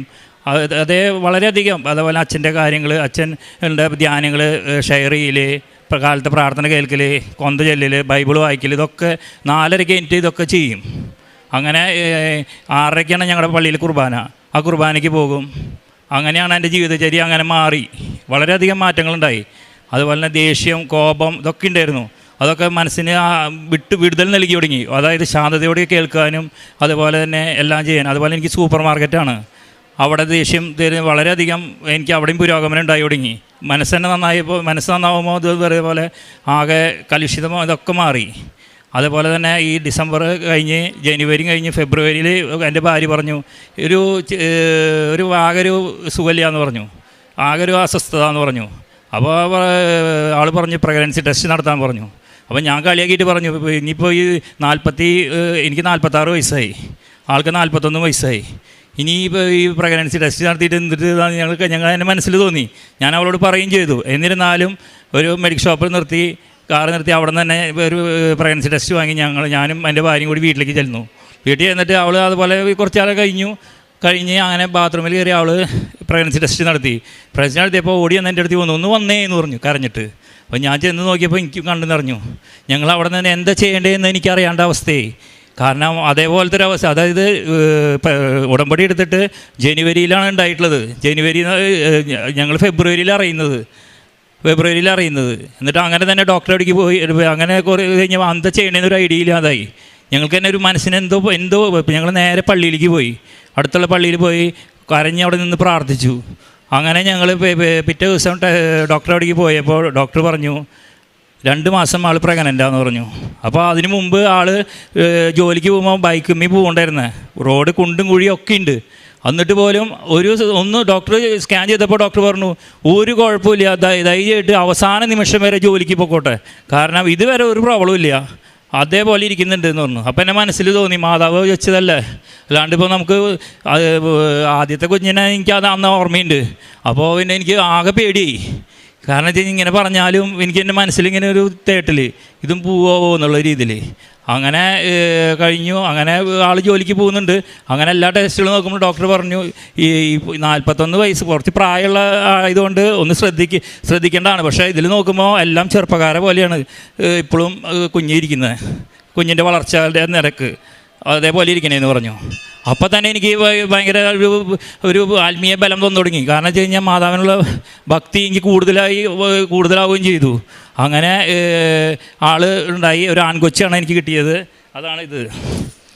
അങ്ങനെ ഇത് കഴിഞ്ഞ് 3 മാസം കഴിഞ്ഞപ്പോൾ ഞാൻ പിന്നെ നമ്മുടെ മലയാളികളുടെ സ്വഭാവം കഴിഞ്ഞാൽ കിട്ടി കഴിഞ്ഞ് പിന്നെ കുറച്ച് കഴിഞ്ഞ് മറക്കും. അതേപോലെ ഞാനും മറന്നു. കുറച്ച് ശ്രദ്ധകളൊക്കെ പോയി തുടങ്ങി, ആത്മീയ ചിന്തകളൊക്കെ മാറിന്ന് തുടങ്ങി. അങ്ങനെ വയ്ക്കുമ്പോൾ എനിക്ക് വീണ്ടും തലയ്ക്കൊരു കൊട്ട് ദൈവം തന്നു. അതായത് അവന് ന്യൂമോണിയ പെട്ടു. വളരെ സ്റ്റേജ് വളരെ മോശമായിരുന്നു. അങ്ങനെ അവിടെ നിന്ന് ആംബുലൻസിൽ നേരെ കൊണ്ടുപോയി ജൂബിലി മെഡിക്കൽ കോളേജിലായിരുന്നു. അവിടെ കൊണ്ടുപോയി ചെയ്തു. അവിടെ വെന്റിലേറ്ററിൽ കിടത്തി 3 ദിവസം വളരെ ക്രിട്ടിക്കൽ സ്റ്റേജിലായിരുന്നു പോയിട്ടുണ്ടായിരുന്നത്. അങ്ങനെ അവിടുന്ന് ഞാൻ മാതാവിനോട് പറഞ്ഞ് പ്രാർത്ഥിച്ചു, മാതാവേ നീ തന്ന ദാനം തിരിച്ചെടുക്കരുത് എന്ന് പറഞ്ഞപ്പോൾ കരഞ്ഞ് പ്രാർത്ഥിച്ചു. അതിൻ്റെ ബലം കൊണ്ടാണെന്ന് തോന്നുന്നു 3 ദിവസം കഴിഞ്ഞപ്പോൾ ആൾക്ക് കുറച്ച് പുരോഗമനം ഉണ്ടായി എന്ന് പറഞ്ഞു കഴിഞ്ഞാൽ കണ്ണ് തുറന്ന ആൾ ഇങ്ങനെ കരഞ്ഞു തുടങ്ങി, അങ്ങനെയുള്ള കാര്യങ്ങളൊക്കെ ചെയ്തു തുടങ്ങി. അപ്പോൾ തന്നെ മനസ്സിന് ആശ്വാസം. അങ്ങനെ ഞങ്ങൾ വീണ്ടും അവിടെ നിന്ന് ഒരാഴ്ച 1.5 കഴിഞ്ഞപ്പോൾ ഡിസ്ചാർജ് ചെയ്ത് വീണ്ടും പോയി. വീണ്ടും പഴയതുപോലെ വീണ്ടും കുറേ കഴിഞ്ഞപ്പോൾ വീണ്ടും മറന്നു, വീണ്ടും അതുപോലെ തന്നെ കൊട്ട് വീണ്ടും കിട്ടി. അങ്ങനെ വീണ്ടും ഹോസ്പിറ്റലിലേക്ക് തന്നെ വീണ്ടും ചെയ്തു. വീണ്ടും ഇതുപോലെ പ്രാർത്ഥന 2 പ്രാവശ്യം അതുപോലെ ഉണ്ടായി. അതോടുകൂടി മനസ്സിലായി ഇത് വേറെ കളിയാണ്, നമ്മൾ വിചാരിക്കാത്ത ഇതല്ല.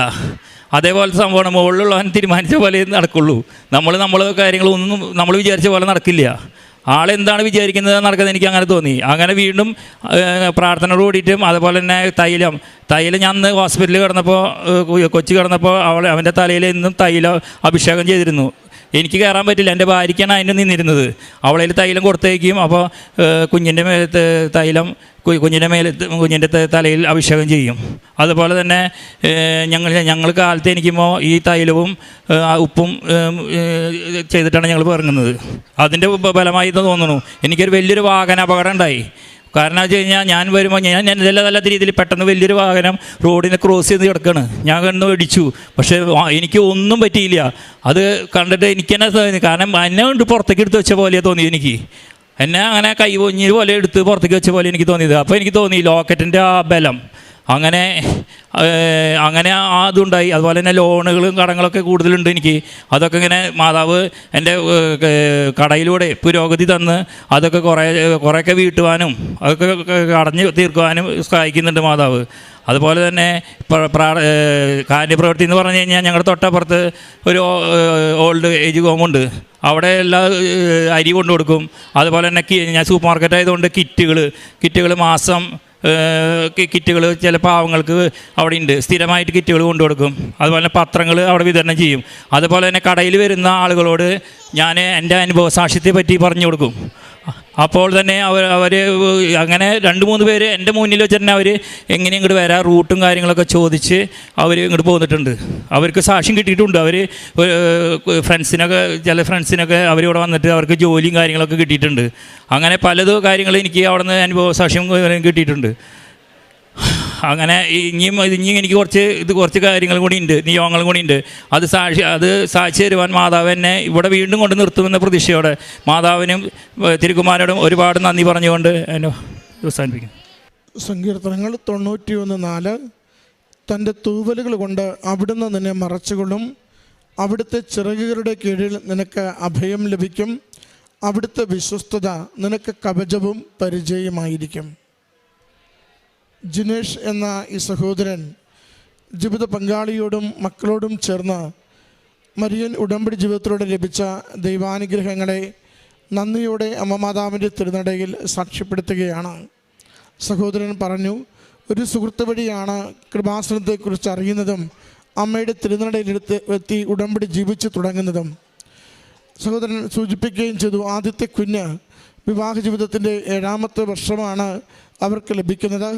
അതേറെ ക്ലേശങ്ങളിലൂടെ കടന്നുപോയിട്ടാണ് ആ കുഞ്ഞിനെ ലഭിച്ചതെന്നും, എന്നാൽ മറ്റൊരു കുഞ്ഞിനെക്കുറിച്ച് ഒത്തിരി അങ്ങനെ ആലോചന കുടുംബത്തിലില്ലാതിരുന്ന നാളുകളിൽ ഉടമ്പടി എടുത്ത് 2 മാസം കഴിയുമ്പോൾ കുടുംബം തിരിച്ചറിയുന്നുണ്ട് അവർക്ക് മറ്റൊരു കുഞ്ഞിനെ ഉദരത്തിൽ അമ്മ മാതാവ് ഉരുവാക്കിയെന്ന്. 2-3 കാര്യങ്ങൾ ആ 2ാമത്തെ കുഞ്ഞിൻ്റെ വിഷയത്തിൽ സഹോദരൻ സൂചിപ്പിക്കുന്നു. ഒന്ന്, 2 പേർക്കും പ്രായം 40+ ആണ്. ഹൈ റിസ്ക് ഏജിൻ്റെ സമയമാണത് പ്രഗ്നൻസിയെ സംബന്ധിച്ച്. രണ്ടാമത്തത്, ആദ്യത്തെ കുഞ്ഞ് ഒത്തിരിയേറെ ക്ലേശത്തിലൂടെ കിട്ടിയൊരു കുഞ്ഞാണ്. അതുകൊണ്ട് ഇത് 2 മാസത്തോളം ഉദരത്തിൽ ആകുമ്പോഴും എല്ലാം സാധാരണ പോലെ യാത്രകളും ജോലികളും എല്ലാം ചെയ്യുന്നത് കൊണ്ട് ആ കുഞ്ഞ് പൂർണ്ണ ആരോഗ്യ വളർച്ചയിലേക്ക് എത്തുമോ എന്ന് ഡോക്ടർമാർ പോലും സംശയിച്ചിരുന്ന സാഹചര്യമുണ്ട്. മൂന്നാമത്തത്, ഡോക്ടർമാർ അടുക്കൽ ചെല്ലുമ്പോഴും ഈ കുഞ്ഞിന് ആരോഗ്യ വിഷയങ്ങളെക്കുറിച്ചുള്ള ഒരു സംശയവും ഫുൾ റെസ്റ്റ് എടുക്കേണ്ട സാഹചര്യങ്ങളിലേക്ക് മാറുമോ എന്ന ഭയവും ഒക്കെ ദമ്പതികൾക്കുണ്ട്. എന്നാൽ അമ്മ മാതാവിൻ്റെ ഉടമ്പടിയിൽ നമുക്കെപ്പോഴും കാണാനാവും അത് ആയാസങ്ങൾ ലഘൂകരിക്കുന്നതാണ്, ഭാരങ്ങൾ ലഘൂകരിക്കുന്നതാണ്. അമ്മയുടെ അരികിലേക്ക് നമ്മുടെ ജീവിതത്തെ കൊടുത്തു കഴിയുമ്പോൾ അമ്മ നമ്മളെ സഹായിക്കുന്നത് എങ്ങനെയാണോ കൂടുതൽ നമുക്ക് നന്മയ്ക്കായി ജീവിതത്തെ മുന്നോട്ട് നയിക്കാനാവുക, അതിനുപകരിക്കുന്ന രീതിയിൽ എല്ലാം ക്രമീകരിച്ചു തരും. രണ്ടാമതൊരു കുഞ്ഞിന് വേണ്ടി അവർ മരുന്നൊന്നും കഴിച്ചില്ല, ഡോക്ടറെയൊന്നും കണ്ടില്ല. അമ്മ മാതാവും ഈശോയും തന്നെ അവരുടെ ആ ഉടമ്പടിയുള്ള ആഗ്രഹവും പ്രാർത്ഥനയും അനുവദിച്ചു കൊടുക്കുകയായിരുന്നു സമയ ചുരുക്കത്തിൽ. ശരിക്കും ഒത്തിരി നാൾ പോലും എടുത്തില്ല. ഉടമ്പടി എടുത്ത് ഏതാണ്ട് 1 മാസം 2 മാസം എത്തുമ്പോൾ തന്നെ അവർ തിരിച്ചറിയുന്നുണ്ട് തങ്ങളുടെ ഉദരത്തിൽ ഒരു കുഞ്ഞ് വളരുന്നുണ്ടെന്ന്. പ്രിയമുള്ളൊരു ഉടമ്പടി എപ്പോഴും അങ്ങനെയാണ്. അമ്മയോട് ചേർന്ന് നടക്കുവാൻ തീരുമാനിക്കുമ്പോൾ തന്നെ അമ്മ നമ്മുടെ ജീവിതത്തിനൊപ്പം ചേർന്ന് നടക്കുകയും നമ്മുടെ ജീവിതത്തെ സഹായിച്ചു കൊണ്ടിരിക്കുകയും ചെയ്യും. ഒട്ടും പിശുക്കില്ലാതെ നമ്മുടെ ജീവിത സാഹചര്യങ്ങളിൽ അമ്മയുടെ ഇടപെടൽ നമുക്ക് കാണാനാവും. പക്ഷേ സഹോദരൻ സൂചിപ്പിച്ച ഒരു വാചകം ശ്രദ്ധിക്കേണ്ടതാണ്. അനുഗ്രഹം കിട്ടിക്കഴിഞ്ഞ് നമ്മുടെ മനസ്സ് എങ്ങനെ ഇരിക്കുന്നുവെന്ന്. അത് വളരെ ഗൗരവമുള്ളൊരു തലമാണ്. പലപ്പോഴും നമ്മൾ അനുഗ്രഹത്തിന് വേണ്ടി ആഗ്രഹിച്ച് പ്രാർത്ഥിക്കുന്നു, എന്തും ചെയ്യാൻ തയ്യാറാവുന്നു, എത്ര ത്യാഗമുള്ള കാര്യങ്ങളിലേക്ക് നമ്മൾ വ്യാപരിക്കുന്നു. പക്ഷെ ഒരു അനുഗ്രഹം സ്വീകരിച്ചു കഴിഞ്ഞ് നമ്മൾ ലഭിച്ച അനുഗ്രഹത്തെക്കുറിച്ച് ഓർക്കുവാനോ നന്ദി പറയുവാനോ നാം ജീവിച്ചതുപോലെ തുടർന്ന് ജീവിക്കുവാനോ നാം ശ്രദ്ധിക്കാറില്ല. അത് നമ്മൾ ദൈവസന്നിധിയിൽ ദൈവത്തോട് പുലർത്തുന്ന ഒരു കബളിപ്പിക്കലാണ്. അത് 1-2 തവണ ഉടമ്പടി ജീവിതത്തിൽ സംഭവിക്കുന്നതിനെ സഹോദരൻ ഇവിടെ ഓർത്തെടുത്ത് മാതാവിൻ്റെ അരികിൽ ക്ഷമയോടുകൂടി അത് പറയുന്നുണ്ട്. ഞാൻ അനുഗ്രഹത്തിന് ശേഷം എൻ്റെ ജീവിതം മാറി, സാധാരണ പോലെയായി, പ്രാർത്ഥന കുറഞ്ഞു, ഉടമ്പടിയിൽ നിന്ന് പിന്നോട്ട് പോയി എന്നൊക്കെ വാക്കുകൊണ്ട് പറയുമ്പോൾ അതിൻ്റെ അർത്ഥം അമ്മ മാതാവിനോടുള്ള ആ ദൈവഹിതപ്രകാരം എൻ്റെ ജീവിതത്തിൽ എല്ലാം സംഭവിക്കട്ടെ എന്നത്, ഞാൻ ദൈവ ഇഷ്ടത്തിൽ എന്നെ വിട്ടുതരുന്നു എന്ന് പറയുന്നതിൽ മാറ്റം വരുന്നു എന്ന് തന്നെയാണ്. നമ്മൾ ആഗ്രഹിക്കേണ്ടതും പ്രാർത്ഥിക്കേണ്ടതും നിലനിൽപ്പിൻ്റെ വരത്തിന് വേണ്ടിയാണ്. അമ്മ നമ്മളോട് ചേർന്ന് നിൽക്കുന്നത് പോലെ നമ്മൾ അമ്മ മാതാവിനോട് ചേർന്ന് ജീവിക്കുവാനുള്ള കൃപയ്ക്ക് വേണ്ടി പ്രാർത്ഥിക്കണം. സഹോദരൻ പറയുന്നുണ്ട്, ഓരോ അനുഭവം വരുമ്പോഴും ഓരോ പ്രതിസന്ധിയും ക്ലേശവും വരുമ്പോഴും ആദ്യം ഓർമ്മയിൽ വരുന്നത് അമ്മയും അമ്മയോട് മാപ്പ് പറഞ്ഞുകൊണ്ട് ഉടമ്പടി ശാക്തീകരിക്കുവാനുള്ള സാഹചര്യവുമാണ്. കുഞ്ഞിന് ന്യൂമോണിയ വന്ന് രോഗം അല്പം കൂടിയപ്പോഴും അമ്മയെയാണ് ഓർത്തതും അമ്മയുടെ അരികിലാണ് പ്രാർത്ഥിച്ചതും അമ്മയുടെ നേർച്ചവസ്തുക്കൾ പ്രയോഗിച്ചാണ് വീണ്ടും ആരോഗ്യം വീണ്ടെടുത്തത് കുഞ്ഞിൻ്റെത്. സഹോദരന് ഒരു വാഹനാപകടം പറ്റി. അതും ക്ലേശകരമായ കാര്യത്തിലും അമ്മ മാതാവിൻ്റെ ലോക്കറ്റ് കാശുരൂപം തൻ്റെ ശരീരത്തിലുണ്ടായിരുന്നത് കൊണ്ട് അത് ഗൗരവമാവാതെ അമ്മ കാത്തുകൊള്ളുകയും സംരക്ഷിക്കുകയും ചെയ്തതിനെ സാക്ഷ്യപ്പെടുത്തുന്നുണ്ട്. പ്രിയമുള്ളവരെ, മരിയൻ ഉടമ്പടി നമുക്ക് ജീവിതത്തിന് വലിയൊരു സംരക്ഷണം കൈമാറുന്നുണ്ട്. ഏത് ആപത്തിൻ്റെ സാഹചര്യത്തിലൂടെ കടന്നു പോകുമ്പോഴും ഏത് സങ്കടത്തിൻ്റെ അവസരങ്ങളിലൂടെ ജീവിതം മുന്നേറുമ്പോഴും നമുക്ക് എളിമയോടുകൂടി എൻ്റെ അമ്മ മാതാവ് തിരുക്കുമാരനോട് പറഞ്ഞാൽ അത് നിമിഷങ്ങൾക്കുള്ളിൽ എന്നെ അനുഗ്രഹിക്കുന്നത് പോലെ തന്നെ എൻ്റെ അമ്മയോട് ചേർന്ന് സന്തോഷമുള്ള സമാധാനമുള്ള ദൈവനാമത്തെ മഹത്വപ്പെടുത്തുന്നൊരു ജീവിതം ഓരോ ദിവസവും ഞാൻ ജീവിക്കുമെന്ന് വാക്കുകൊടുക്കുമെങ്കിൽ, അങ്ങനെ ജീവിക്കുമെങ്കിൽ നമ്മുടെ ഉടമ്പടി ആത്മീയ പക്വത പ്രാപിച്ച ജീവിതമായിട്ട് മാറിക്കൊണ്ടിരിക്കുന്നത് കാണാനാവും. ആത്മീയ പക്വത പ്രാപിക്കുന്ന ജീവിതത്തിന് വേണ്ടി നമുക്ക് പ്രാർത്ഥിക്കാം. കാര്യം നേടാൻ വേണ്ടിയല്ല, കാര്യം കഴിയുമ്പോഴും എൻ്റെ അമ്മയോടുള്ള അചഞ്ചലമായ സ്നേഹവും ബന്ധവും അന്യോന്യം സൂക്ഷിച്ചുകൊണ്ട് ഓരോ ദിവസവും മുന്നേറുവാൻ നമുക്ക് വിശ്വസ്തതയുടെ വരം തരണമേ എന്ന് പ്രാർത്ഥിച്ചുകൊണ്ട് ഈ കുടുംബത്തിന് ലഭിച്ച എല്ലാ അനുഗ്രഹങ്ങൾക്കും. ഇതെൻ്റെ ഹസ്ബൻഡ് ഷിബു. ഞങ്ങൾ ഇടുക്കി രൂപതയിലെ കരിമ്പൻ സെൻറ്റ് മേരീസ് ചർച്ച് ഇടവകയിൽ നിന്നും വരുന്നു. 2023 മെയ് 31 ഞാനിവിടെ ആദ്യമായി ഉടമ്പടി എടുത്തത്. ഉടമ്പടി എടുക്കാനുണ്ടായ സാഹചര്യം എന്ന് പറയുന്നത് എൻ്റെ ഹസ്ബൻഡിന് നടുവിന് വേദനയും കാലിന് വേദനയുമായിരുന്നു. അപ്പോൾ ഞങ്ങൾ ഹോസ്പിറ്റലിൽ ചെന്ന് കഴിഞ്ഞ് ബ്ലഡ് ടെസ്റ്റും MRI എല്ലാം ചെയ്ത് കഴിഞ്ഞപ്പോൾ ക്യാൻസർ ആണെന്ന് ഡോക്ടർ പറഞ്ഞു. ഞങ്ങളിത് കേട്ടപ്പോൾ ആകെ തകർന്ന് കരഞ്ഞ് ആ അവസ്ഥയിൽ ഇറങ്ങി അടുത്തുള്ള മുതലക്കുടം ഹോളി ഫാമിലി പള്ളിയിൽ പോയി പ്രാർത്ഥിച്ചു. പ്രാർത്ഥിച്ചിട്ട് ഇറങ്ങിയപ്പോൾ എന്നെ ചേച്ചി ചേച്ചി എന്ന് വിളിക്കുന്ന സൗണ്ട് ഞാൻ കേട്ടു. പക്ഷേ ഞാൻ തിരിഞ്ഞു നോക്കിയില്ല. ആ സമയത്ത് എനിക്ക് അതിനുള്ള മാനസികാവസ്ഥയൊന്നും ആയിരുന്നില്ല. കരഞ്ഞുകൊണ്ട് ഞാനിങ്ങനെ പോയപ്പോൾ വീണ്ടും ഞാൻ മൂന്നാമത് കേൾക്കുവാണ് എൻ്റെ പേര് വിളിച്ച് മഞ്ജു ചേച്ചി എന്ന് തന്നെ ഞാൻ കേട്ടു. അപ്പോൾ എൻ്റെ പേര് ആരാ ഇവിടെ വിളിക്കുന്നത്, എന്നെ ഇത്രമാത്രം അറിയുന്നത് ആരാ എന്ന് വിചാരിച്ച് ഞാൻ തിരിഞ്ഞു നോക്കിയപ്പോൾ ഒരു സഹോദരി കൃപാസനം പത്രവുമായി എൻ്റെ മുന്നിലേക്ക് വന്നു. എന്നിട്ട് എന്നോട് ചോദിച്ചു, എന്താണ് കരയുന്നത്, എന്താണ് പ്രശ്നമെന്ന് ചോദിച്ചപ്പോൾ ഞാൻ പറഞ്ഞു, ഞങ്ങളിപ്പോൾ ഹോസ്പിറ്റലിൽ നിന്നും വരുന്നതാണ്, ഇങ്ങനെ ഡോക്ടർ പറഞ്ഞു ഇത് ഹസ്ബൻഡിന് ക്യാൻസറാണ് എന്ന് കണ്ടുപിടിച്ചു എന്ന് പറഞ്ഞു. അപ്പോൾ ആ സഹോദരി എൻ്റെ കണ്ണുനീര് തുടച്ചു തന്നിട്ട് എന്നോട് പറഞ്ഞു, നിങ്ങൾ ക്രിസ്ത്യനല്ലേ, ഞാനൊരു ഹിന്ദുവാണ്, എന്നെക്കാളും വിശ്വാസം നിങ്ങൾക്കില്ലേ എന്ന് പറഞ്ഞ് എൻ്റെ കയ്യിലേക്ക് ആ സഹോദരി ഉടമ്പടി തൈലം തന്നിട്ട് ഇത് കൊണ്ടുപോയി ഹസ്ബൻഡിൻ്റെ നെറ്റിയിൽ കുരിശ് വരച്ച് കൊടുക്കാൻ പറഞ്ഞു. എന്നിട്ട് വിശ്വാസ പ്രമാണം ചൊല്ലി പ്രാർത്ഥിക്കൂ, നിങ്ങൾ അമ്മയുടെ അടുത്ത് പോയി ഉടമ്പടി എടുക്ക്, നിങ്ങൾ അമ്മ സുഖപ്പെടുത്തുമെന്ന് പറഞ്ഞു.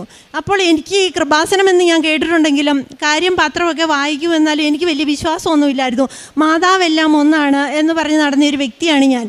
അപ്പോൾ ഞാൻ ഓർത്തു, കൃപാസനം മാതാവിൻ്റെ ശക്തമായ ഇടപെടൽ എൻ്റെ ജീവിതത്തിലുണ്ടല്ലോ, അല്ലെങ്കിൽ ഞാൻ എൻ്റെ പേര് വിളിക്കുന്നത് കേൾക്കില്ലല്ലോ എന്നോർത്ത് ഞാൻ ഇവിടെ വന്നു. ഞാനും ഹസ്ബൻഡ്, എൻ്റെ 2 കുട്ടികളുണ്ട്, ഞങ്ങൾ കുട്ടികളും എൻ്റെ പപ്പയും മമ്മിയായിട്ട് ഞങ്ങൾ കുടുംബത്തോടെ ഇവിടെ വന്നു ഉടമ്പടി എടുത്തു. ഉടമ്പടി എടുത്തിട്ട് അച്ഛനെ കണ്ട് പ്രാർത്ഥിക്കണമെന്നുണ്ടായിരുന്നു. പക്ഷേ എനിക്ക് ടോക്കൺ എടുക്കണമെന്ന് അറിയില്ലായിരുന്നതുകൊണ്ട് അന്ന് അച്ഛനെ കാണാൻ പറ്റിയില്ല. അതുകൊണ്ട് ഇവിടുന്ന് ബ്രദറിനെ കണ്ടപ്പോൾ ബ്രദർ പറഞ്ഞു, ഇനി ഒരു ദിവസം വന്നാൽ മതി, അച്ഛനെ കാണിച്ച് പ്രാർത്ഥിപ്പിക്കാം എന്ന് പറഞ്ഞു. ഞങ്ങൾ അതിന് ശേഷം RCCയിൽ ട്രീറ്റ്മെൻറ്റിനായി പോയി. അവിടുന്ന് കീമോ സ്റ്റാർട്ട് ചെയ്തു. ഞങ്ങൾക്ക് കീമോ സ്റ്റാർട്ട് ചെയ്ത് അതിൻ്റെ ബ്ലഡ് ടെസ്റ്റ് ഉണ്ടായിരുന്നു. അപ്പോൾ ആ ടെസ്റ്റിൻ്റെ റിസൾട്ട് വരാൻ താമസം ഉണ്ടായിരുന്നുകൊണ്ട് ഞങ്ങൾ വീണ്ടും ഇവിടെ വന്ന് ഉടമ്പടി അച്ഛനെ കണ്ട് അച്ഛൻ ഞങ്ങളെ കൈവയ്പ്പ് വഴി തലയിൽ പിടിച്ച് പ്രാർത്ഥിക്കുകയും ഞങ്ങളുടെ ഡോക്യുമെൻ്റ് മാതാവിൻ്റെയും ഈശോയുടെയും രൂപത്തിൽ തൊട്ട് പ്രാർത്ഥിക്കുകയും ഞങ്ങളുടെ തലയിൽ സൈത്ത് പൂശി പ്രാർത്ഥിക്കുകയൊക്കെ ചെയ്തു.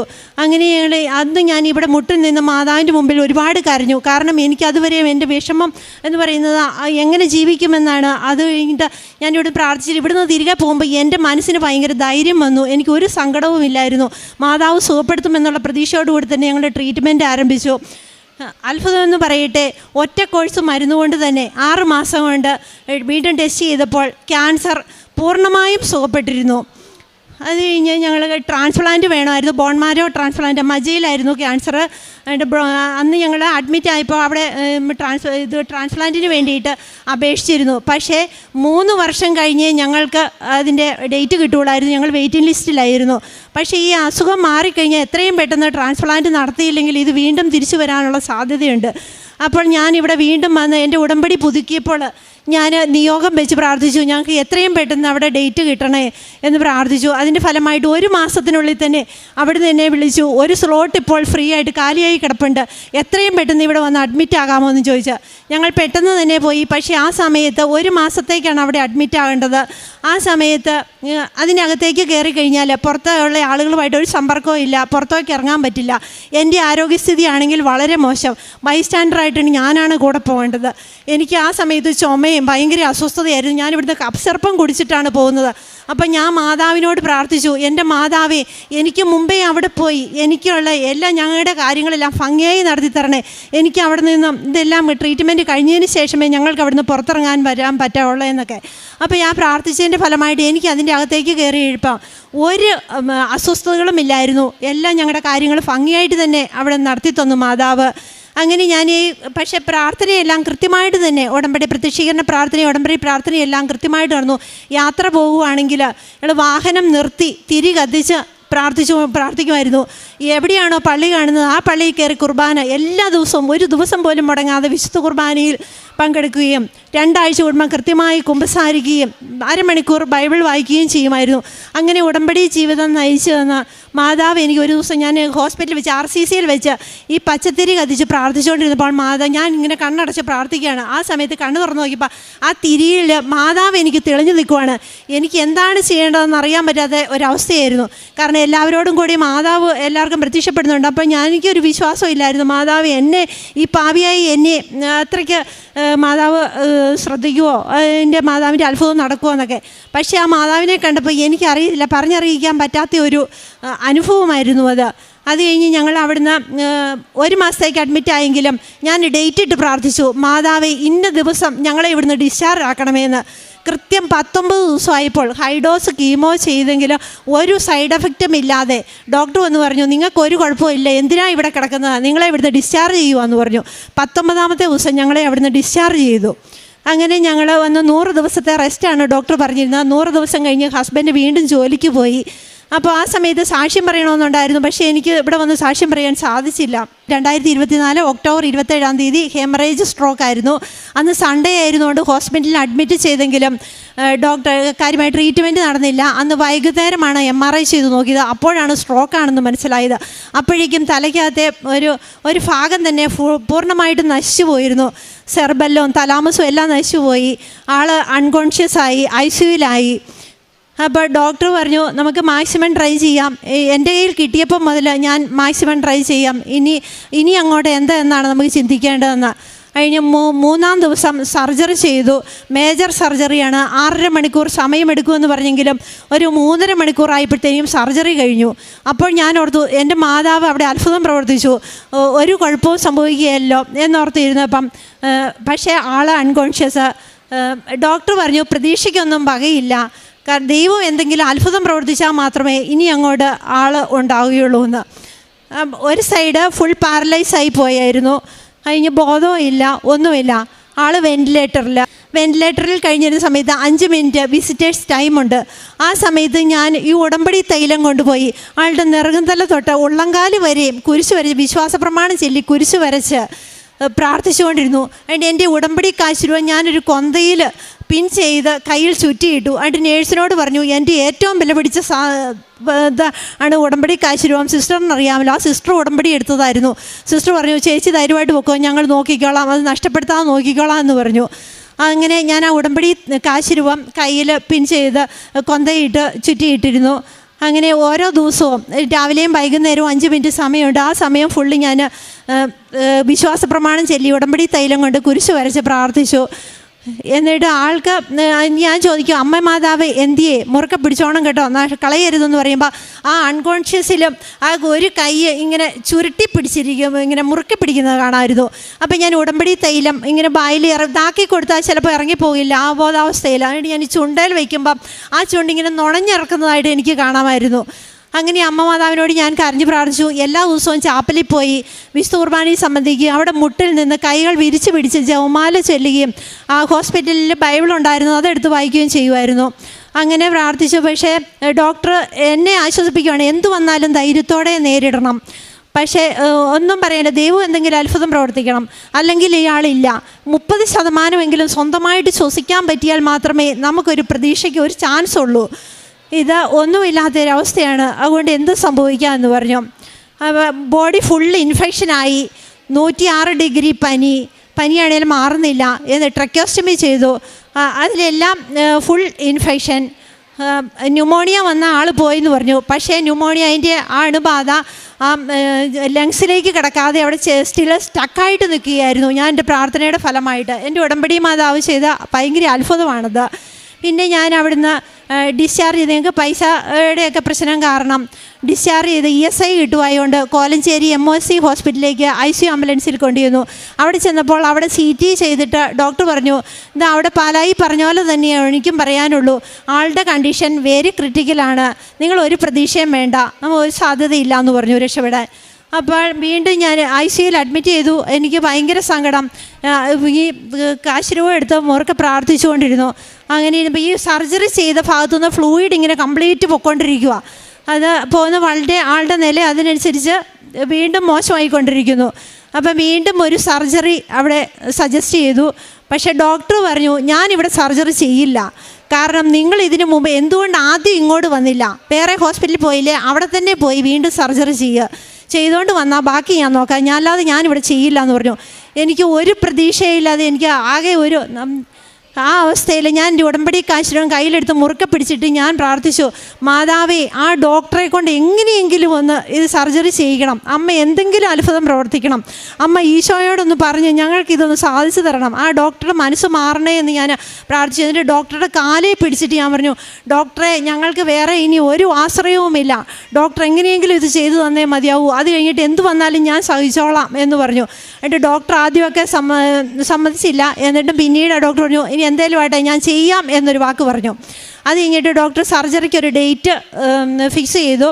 ആ ഫിക്സ് ചെയ്ത ഡേറ്റിൽ അന്ന് സർജറി നടന്നില്ല. കാരണം ESIയുടെ അന്ന് ഫണ്ട് വരാൻ താമസിച്ചു, അതുകൊണ്ട് അന്ന് നടന്നില്ല. അപ്പോൾ ഡോക്ടർ പറഞ്ഞു, സർജറി ചെയ്യുമ്പോൾ ഈ ഫ്ലൂയിഡ് ഇങ്ങനെ പൊയ്ക്കൊണ്ടിരിക്കുന്നതുകൊണ്ട് നെറ്റി തുളച്ച് ഒരു ഷണ്ട് ഇടണം, എന്നിട്ടും നിന്നില്ലെങ്കിൽ വയറ്റിലേക്ക് സ്ഥിരമായിട്ടൊരു ഷണ്ട് ഇടേണ്ടി വരുമെന്ന് പറഞ്ഞു. അപ്പോൾ അന്ന് സർജറി നടക്കാതിരുന്നുകൊണ്ട് മാറ്റിവെച്ചു. അതിന് വീണ്ടും ഒരാഴ്ച കഴിഞ്ഞാണ് സർജറിയുടെ ഡേറ്റ് തന്നത്. ആ സർജറി ചെയ്യേണ്ട ഡേറ്റിന് തലേ ദിവസം അമ്മ മാതാവിൻ്റെ അത്ഭുതത്താൽ, ശക്തിയാൽ ആ ഫ്ലൂയിഡ് തനിയെ നിന്നു, ഒരു ഷണ്ട് ഇടേണ്ടതും വന്നില്ല, സർജറി സക്സസ് ആയിരുന്നു, ആൾ രക്ഷപ്പെട്ടു. അപ്പം ഞാനിങ്ങനെ ഈ ചൊവ്വാഴ്ച ധ്യാനം കൂടിക്കൊണ്ടിരുന്നപ്പോൾ എനിക്ക് ഈ കരഞ്ഞ് ഇങ്ങനെ ഇരുന്നതുകൊണ്ട് എനിക്ക് ഞാൻ ആ ധ്യാനം കൂടിയ സമയത്ത് ഉറങ്ങിപ്പോയി. ഉറങ്ങിയതിൽ മയക്കത്തിൽ എനിക്ക് നല്ല വെളുത്ത, ഭയങ്കര മഞ്ഞിനകത്ത് വെളുത്ത കൈകൾ വന്ന ഈ ഓക്സിജൻ ട്യൂബ് ഊരി മാറ്റുന്നതായിട്ട് ഞാൻ കണ്ടു. അങ്ങനെ എന്നിട്ട് വീണ്ടും ഞാൻ ഈ ധ്യാനം കൂടിക്കൊണ്ടിരുന്നു. അപ്പോൾ വീണ്ടും എനിക്ക് ഇത് ആൾ എഴുന്നേറ്റ് നടക്കുന്നതായിട്ട് എനിക്കൊരു ദർശനം കിട്ടി. അപ്പോൾ ഞാൻ വിശ്വസിച്ച് പ്രാർത്ഥിച്ചു, അമ്മ മാതാവേ, അത്ഭുതം പ്രവർത്തിക്കണമെന്ന്.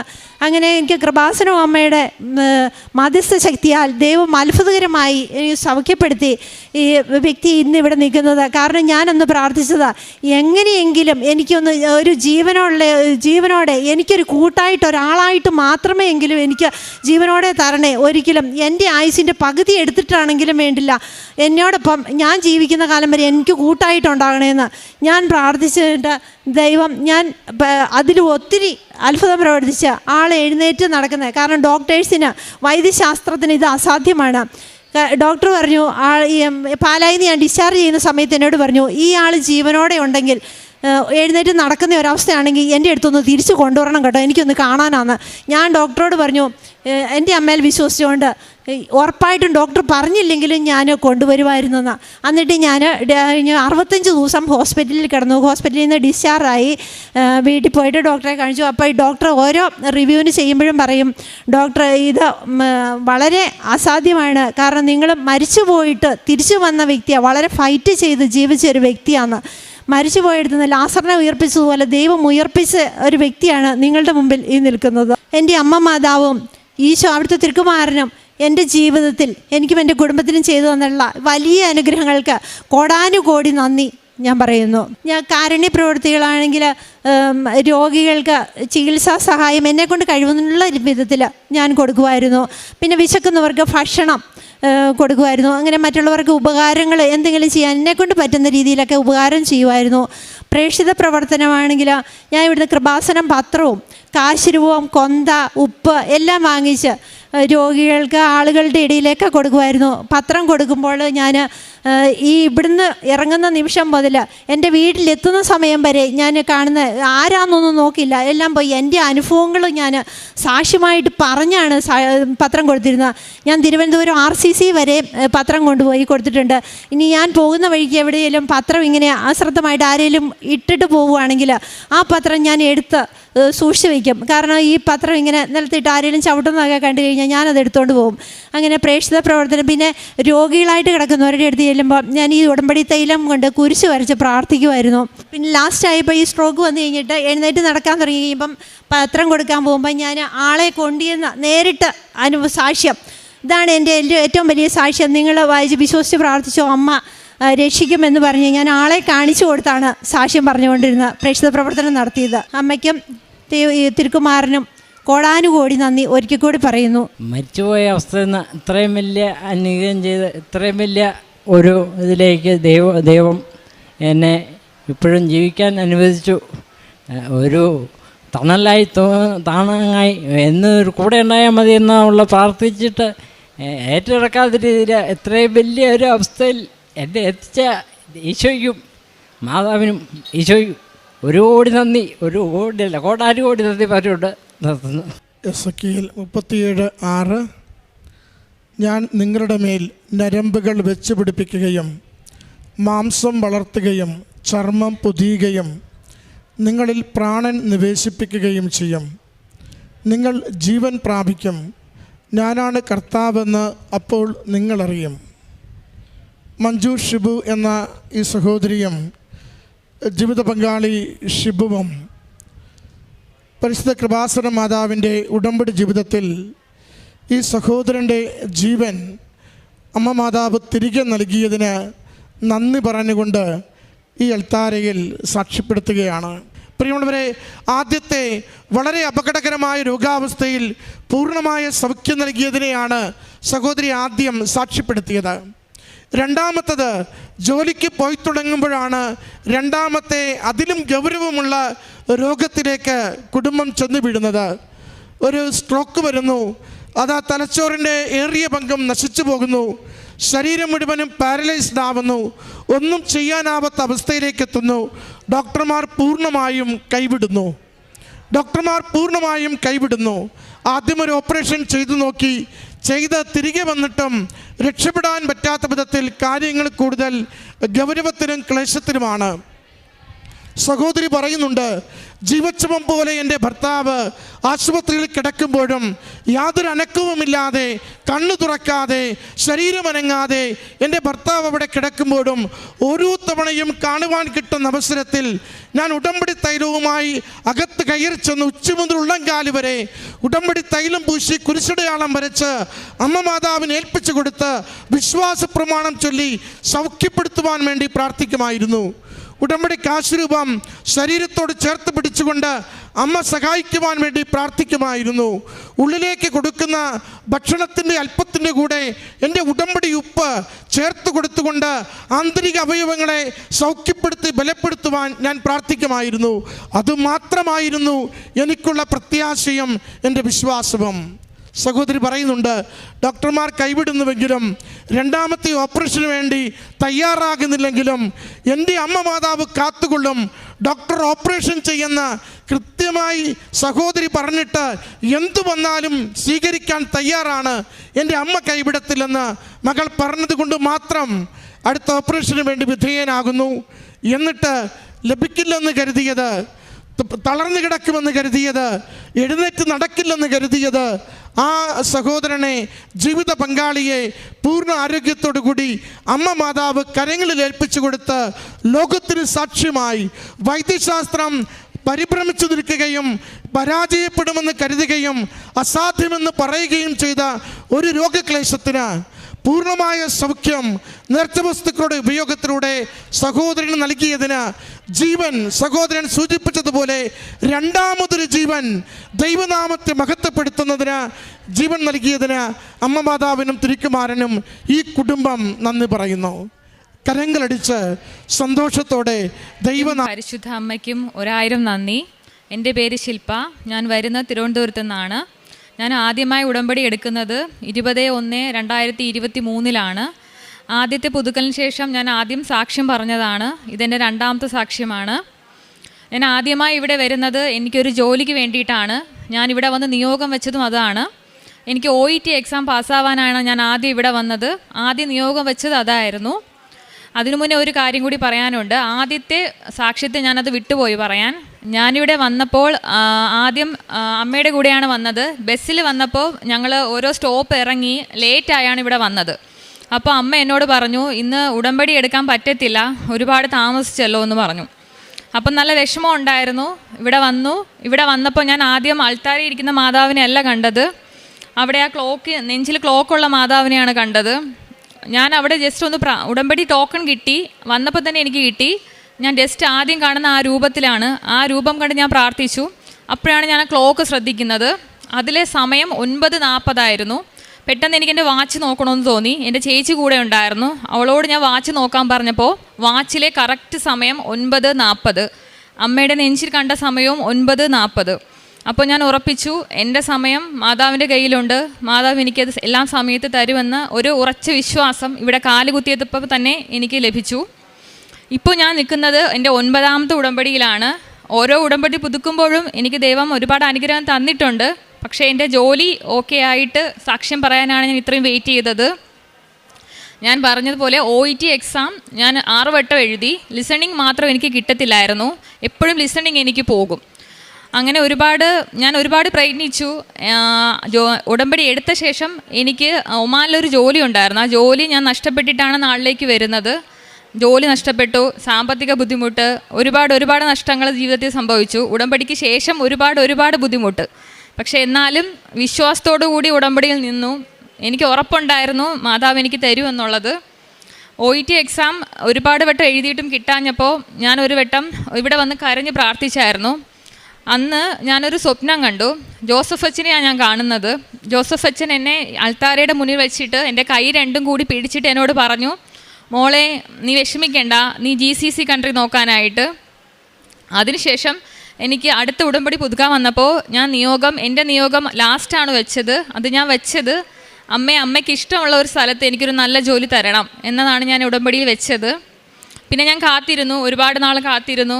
ഓരോ വേക്കൻസി വരാനായിട്ട് നല്ല വേക്കൻസി കിട്ടുമോ എന്നറിയാൻ ഞാൻ ഒരുപാട് കാത്തിരുന്നു. അങ്ങനെ ഒരുപാട് നാൾക്ക് ശേഷം എനിക്ക് ഒമാനിൽ മിനിസ്ട്രിയിലത്തേക്ക് ഒരു ഇൻ്റർവ്യൂ വന്നു. അപ്പോൾ എനിക്ക് ലൈസൻസ് റിന്യൂ ചെയ്യണമായിരുന്നു. അങ്ങനെ ഞാൻ എക്സാം എഴുതേണ്ടി വന്നു. എക്സാം എഴുതുന്നതിന് മുന്നേ ആയിട്ട് ഞാൻ ഇവിടെ വന്ന് അച്ഛനെ കണ്ടു ബ്ലെസ്സിങ് വാങ്ങിക്കാനാണ് വന്നത്. അന്ന് പക്ഷേ എനിക്ക് ഉടമ്പടി പുതുക്കുകയും കൂടി വേണമായിരുന്നു. അപ്പം ഞാൻ ലാസ്റ്റ് എല്ലാവരും കണ്ട് ബ്ലെസ്സിങ് മേടിച്ച ശേഷം ലാസ്റ്റാണ് അച്ഛൻ്റെ അടുത്ത് ബ്ലെസ്സിങ് മേടിക്കാൻ വരുന്നത്. എൻ്റെ കൂടെ ഒരു ഡോക്ടറും ഉണ്ടായിരുന്നു ബ്ലെസ്സിങ് മേടിക്കാനായിട്ട്. എക്സാമിന് വേണ്ടി ഞാൻ ബ്ലെസ്സിങ് മേടിച്ചു. അതിനുശേഷം എൻ്റെ കൂടെ നിന്ന ഡോക്ടറൊക്കെ അച്ഛനോട് എന്തോ പറയാനായിട്ട് വെയിറ്റ് ചെയ്തു. അപ്പം ഞാനും നിന്നു. കാരണം ഇവിടെ അന്ന് വരുന്നതിന് ഒരാഴ്ച മുന്നേ ഞാൻ വീണ്ടും അച്ഛനെ സ്വപ്നം കണ്ടു. അച്ഛനെ സ്വപ്നം കണ്ടപ്പോൾ ഞാൻ ഇതാണ് കണ്ടത്. അച്ഛൻ ഇങ്ങനെ പോയപ്പോൾ ഞാൻ അച്ഛനെ പെട്ടെന്ന് തന്നെ വിളിച്ചു. ഞാൻ അടുത്തേക്ക് ചെന്നു. അപ്പോൾ ഞാൻ അച്ഛനോട് എൻ്റെ സങ്കടങ്ങൾ പറഞ്ഞു. എനിക്ക് എന്താ അച്ഛൻ ഒരു ജോലി കിട്ടാത്തത് എന്ന് ഞാൻ ചോദിച്ചപ്പോൾ അച്ഛൻ ചിരിച്ചുകൊണ്ട് എന്നെ കവിളിൽ തട്ടിയിട്ട് പറഞ്ഞു, മോളെ നീ 2-3 ഡേറ്റ് പറയുമെന്ന് പറഞ്ഞു. ഞാൻ ഒരുപാട് ഡേറ്റ് പറഞ്ഞു, 20, 7, 8 ഒക്കെ പറഞ്ഞു. അച്ഛൻ പറഞ്ഞു ഇതൊന്നും അല്ല എന്ന് പറഞ്ഞിട്ട് ചിരിച്ചു. പിന്നെ ഞാൻ കാണുന്നത് സ്വർണ്ണ കളറിൽ 2-7 എന്നൊരു ഡേറ്റ് എൻ്റെ മുന്നിൽ ദൈവം എഴുതി കാണിക്കുന്നതാണ്. നല്ല ഗോൾഡൻ ലെറ്ററിൽ ഞാൻ കണ്ടു 2-7 എന്നുള്ളത്. പെട്ടെന്ന് ഞാൻ ഉണർന്നു. അപ്പോൾ ഞാൻ പ്രതീക്ഷിച്ചു 27-ാം തീയതി എൻ്റെ ജീവിതത്തിൽ എന്തെങ്കിലും അത്ഭുതം സംഭവിക്കും ഞാൻ പ്രതീക്ഷിച്ചിരുന്നു. പിന്നെ ഞാൻ ഇവിടെ വന്ന് എക്സാമിന് ബ്ലെസ്സിങ് മേടിച്ചു. അപ്പം വീണ്ടും ഞാൻ ഇവിടെ തന്നെ നിന്നു. അപ്പോൾ അച്ഛനോട് ചോദിച്ചു, എന്തെന്ന് ചോദിച്ചു. അപ്പം ഞാൻ പറഞ്ഞു, അച്ഛൻ ഞാനിങ്ങനെ എക്സാമിന് വേണ്ടി പോവുകയാണ്. എനിക്ക് പക്ഷേ ഒരു ജോലിക്കായിട്ട് ഞാൻ ബയോഡേറ്റ എല്ലാം ഇട്ടിട്ടുണ്ട്. എനിക്കിതുവരെ ഒരു റിപ്ലൈയും വന്നിട്ടില്ല എന്ന് പറഞ്ഞു. അപ്പോൾ അച്ഛനെ രണ്ടാമതും ബ്ലെസ് ചെയ്തിട്ടാണ് ഞാനിവിടെ നിന്ന് പോകുന്നത്. എക്സാം ഞാൻ പാസ്സായി. ഞാനിവിടെ നിന്ന് എക്സാം പാസ്സായി ഒരാഴ്ച കഴിഞ്ഞപ്പോൾ തന്നെ എന്നെ ഏജൻസിയിൽ നിന്ന് വിളിച്ചു. ഒമാൻ ഗവൺമെൻറ്റിലത്തേക്കുള്ള ഇൻ്റർവ്യൂവിൽ എൻ്റെ ബയോഡേറ്റ സെലക്ട് ആയി എന്ന് പറഞ്ഞിട്ട് ഇൻ്റർവ്യൂ അറ്റൻഡ് ചെയ്യാൻ വരാൻ പറഞ്ഞു. ഞാൻ ഇൻ്റർവ്യൂവിന് പോയപ്പോൾ അവിടെ ചെന്നപ്പോൾ ഇൻ്റർവ്യൂവിൻ്റെ അടുത്ത് എത്തിയപ്പോഴത്തേക്കും അവരെൻ്റെ ബയോഡേറ്റ ചെക്ക് ചെയ്തിട്ട് ആദ്യം പറഞ്ഞത് എനിക്ക് ഈ ഇൻ്റർവ്യൂ അറ്റൻഡ് ചെയ്യാനുള്ള ക്വാളിഫിക്കേഷൻ ഇല്ല. കാരണം എനിക്ക് റീസെൻ്റായിട്ട് 2 വർഷത്തെ എക്സ്പീരിയൻസ് ആണ് ഇപ്പോൾ ഹോസ്പിറ്റലിലുള്ളത്. അതിനു മുന്നേ 6 വർഷം ഞാൻ വർക്ക് ചെയ്തത് ഒമാനിലൊരു ക്ലിനിക്കിലായിരുന്നു. അപ്പോൾ റീസെൻ്റ് എക്സ്പീരിയൻസ് 3 to 4 years വേണം നമുക്കൊരു ഡിപ്പാർട്ട്മെൻറ്റിൽ. പക്ഷേ എനിക്കുള്ളത് 2 വർഷത്തെ എക്സ്പീരിയൻസേ ഉള്ളൂ. ഞാൻ പറഞ്ഞു ഓക്കെ മാം എനിക്ക് ഇൻ്റർവ്യൂ അറ്റൻഡ് ചെയ്യണം എന്ന് പറഞ്ഞു. അപ്പോൾ അവർ ചിരിച്ചുകൊണ്ട് ഓക്കെ പറഞ്ഞു. അവർ സിസ്റ്റത്തിൽ നോക്കിയപ്പോൾ എൻ്റെ പേരിൽ ആരോ മുന്നേ ഇൻ്റർവ്യൂ അറ്റൻഡ് ചെയ്തിട്ടുണ്ട്. അപ്പോൾ അവർക്കതൊരു പ്രശ്നമായിട്ട് വന്നു. അങ്ങനെ മാഡം ആ റൂമിൽ നിന്ന് പുറത്തേക്ക് പോയി. അപ്പോൾ ഞാൻ മാത്രമായി ആ റൂമിൽ. എൻ്റെ കയ്യിൽ ഉപ്പുണ്ടായിരുന്നു. ഞാൻ ഉപ്പ് ആ മേശപ്പുറത്ത് വെച്ചിട്ട് നല്ലപോലെ വിശ്വാസ പ്രമാണം ചൊല്ലി പ്രാർത്ഥിച്ചു. എൻ്റെ മെറിറ്റിലല്ല, ദൈവത്തിൻ്റെ കൃപയാൽ എനിക്കിത് തരണമെന്ന് ഞാൻ പ്രാർത്ഥിച്ചായിരുന്നു. ഇൻ്റർവ്യൂ കഴിഞ്ഞു. ഇൻ്റർവ്യൂവിന് ക്വസ്റ്റ്യൻസൊക്കെ എനിക്ക് ആൻസർ ചെയ്യാൻ പറ്റി. ഞാൻ വീട്ടിൽ വന്നു. ഇൻ്റർവ്യൂ ജൂൺ ലാസ്റ്റ് ആയിരുന്നു. ഞാൻ റിസൾട്ടിനായിട്ട് വെയിറ്റ് ചെയ്തു. പക്ഷേ അവരെന്നോട് പറഞ്ഞത് എനിക്കത് കിട്ടാൻ ചാൻസ് ഇല്ല എന്നുള്ളതാണ്. കാരണം റീസെൻ്റ് എക്സ്പീരിയൻസ് ആണ് അവർ പറഞ്ഞത്. ജൂലൈ 2-ാം തീയതി ആയപ്പോഴത്തേക്കും നൈറ്റ് ഒരു 9 മണി ആയപ്പോഴത്തേക്കും ഞങ്ങളുടെ റിസൾട്ട് ഔട്ടായി. അപ്പോൾ എൻ്റെ ഒരു ഫ്രണ്ട് വിളിച്ചിട്ട് പറഞ്ഞു അവൾ സെലക്ട് ആയെന്ന്. പക്ഷേ എന്നെ ആരും വിളിച്ചിട്ടുണ്ടായിരുന്നില്ല. ഞാൻ ഏജൻസിയിൽ അങ്ങോട്ട് വിളിച്ചു. അപ്പോൾ അവർ നോക്കിയിട്ട് പറഞ്ഞു എൻ്റെ പേര് അവരെ സെലക്ഷൻ ലിസ്റ്റിലുണ്ട്, ഞാൻ സെലക്റ്റഡ് ആണെന്ന് പറഞ്ഞു. അപ്പോൾ ഞാൻ പെട്ടെന്ന് എൻ്റെ സ്വപ്നം ആലോചിച്ചു. ഞാൻ കണ്ടത് 2:27 എന്നാണല്ലോ, പക്ഷേ എനിക്ക് അമ്മ അനുഗ്രഹം തന്നല്ലോ ഇപ്പോഴെന്ന് ഞാൻ ആലോചിച്ചു. പെട്ടെന്നാണ് എനിക്ക് ഓർമ്മ വന്നത് ഞാൻ കണ്ട നമ്പർ ജൂലൈ 7-ാം മാസം 2-ാം തീയതി ആ 2-7 ആണെന്നുള്ളത് എനിക്ക് പൂർണ്ണമായി വിശ്വാസമായി. ഞാനത് ഉറച്ചു വിശ്വസിക്കുന്നു. എനിക്ക് അമ്മ കാണിച്ചെന്ന നമ്പർ, അമ്മ തന്ന ജോലി എന്ന് ഞാൻ ഉറച്ചു വിശ്വസിക്കുന്നു. ഇപ്പോൾ എനിക്ക് വിസ വന്നു. ഈ മാസം ഞാൻ ഒമാൻ MOU സ്റ്റാഫ് നഴ്സായിട്ട് പോവുകയാണ്. അടുത്ത സാക്ഷ്യം, ഞങ്ങൾക്കൊരു പുരയിട ഉണ്ടായിരുന്നു. ഒരു നല്ല കുന്നായിരുന്നു, ഒരുപാട് ഉയരത്തിലായിരുന്നു. അത് ഇടിഞ്ഞ് വീണ് നശിച്ചുകൊണ്ടേ ഇരിക്കുമായിരുന്നു. അത് വിൽക്കാനായിട്ട് ഒരുപാട് ശ്രമിച്ചു നോക്കി, നടന്നില്ല. അതിൻ്റെ ഒരു ലോണിൻ്റെ കാര്യത്തിനായിട്ട് ഞാൻ മുന്നേ ഇവിടെ അച്ഛനെ കണ്ടിട്ടുണ്ടായിരുന്നു. അച്ഛൻ എനിക്കൊരു കാശ് രൂപം തന്നായിരുന്നു. ഞാൻ അതാ പുരയിടത്തിൽ കൊണ്ടുപോയി വെച്ചു. അതൊരു 6-7 മാസമായി. ഞാൻ നല്ലപോലെ പ്രാർത്ഥിക്കുമായിരുന്നു. ഉടമ്പടി നിയോഗവും വെച്ചിട്ടുണ്ടായിരുന്നു. ഓരോ ഉടമ്പടി പുതുക്കുമ്പോഴും ഞാൻ ആ വസ്തുവിൻ്റെ കാര്യം നിയോഗം വെച്ചിട്ടുണ്ടായിരുന്നു. അങ്ങനെ എനിക്കിപ്പോൾ എക്സാം പാസ്സാവുന്നതിന് മുന്നേ തന്നെ ഫസ്റ്റ് നടന്ന നിയോഗം ഇതാണ്. ആ വസ്തു വാങ്ങിക്കാൻ ഒരാൾ മുന്നോട്ട് വന്നു, അഡ്വാൻസ് തന്നു. അത് ഉടനെ തന്നെ ആ വസ്തു വിൽക്കുന്നതാണ്. അത് ദൈവം തന്ന വലിയൊരു അനുഗ്രഹമാണ്. ഇങ്ങനെ ഒരുപാട് അനുഗ്രഹങ്ങൾ ചെറുതും വലുതുമായിട്ട് എനിക്ക് മാതാവ് തന്നിട്ടുണ്ട്. ഞാൻ ഒരുപാട് പ്രാവശ്യം അച്ഛനെ സ്വപ്നം കണ്ടിട്ടുണ്ട്. ഫസ്റ്റ് ഉടമ്പടി പുതുക്കിയപ്പോൾ ഞാൻ മാതാവിനെ സ്വപ്നം കണ്ടു. അത് ഞാൻ ഇവിടെ പറഞ്ഞതാണ് ആ സാക്ഷ്യം. പിന്നെ തിരുഹൃദയം, മാതാവിനെ കണ്ടിട്ടുണ്ട്. പിന്നെ റോസാപ്പൂ, അങ്ങനെ ഓരോ അടയാളങ്ങൾ എനിക്ക് ഓരോ സങ്കടങ്ങൾ വരുമ്പോഴും മാതാവ് തന്ന് എന്നെ ശക്തിപ്പെടുത്തിയിട്ടുണ്ട്. പിന്നെ കാരുണ്യ പ്രവൃത്തികളായിട്ട് ഞാൻ ചെയ്യുന്നത് ന്യൂസ് പേപ്പർ, ഇവിടെ നിന്ന് കിട്ടുന്ന പത്രം ഞാൻ എല്ലായിടത്തും കൊടുക്കും. ഹോസ്പിറ്റലിൽ കൊടുക്കും, മെഡിക്കൽ കോളേജിൽ കൊടുക്കും. പ്രേക്ഷിത പ്രവർത്തനമായിട്ട് ഞാൻ ചെയ്തത് പത്രവിതരണമായിരുന്നു. അതിൽ പത്രം കൊടുത്തിട്ട് വരുമ്പോൾ ഓരോ വട്ടവും എനിക്ക് ഓരോ അനുഗ്രഹങ്ങൾ ദൈവം തരും. ഒരു വട്ടം മെഡിക്കൽ കോളേജിൽ കൊടുത്തിട്ട് വന്നിട്ട് രാത്രി ഞാൻ ഉറങ്ങുമായിരുന്നു.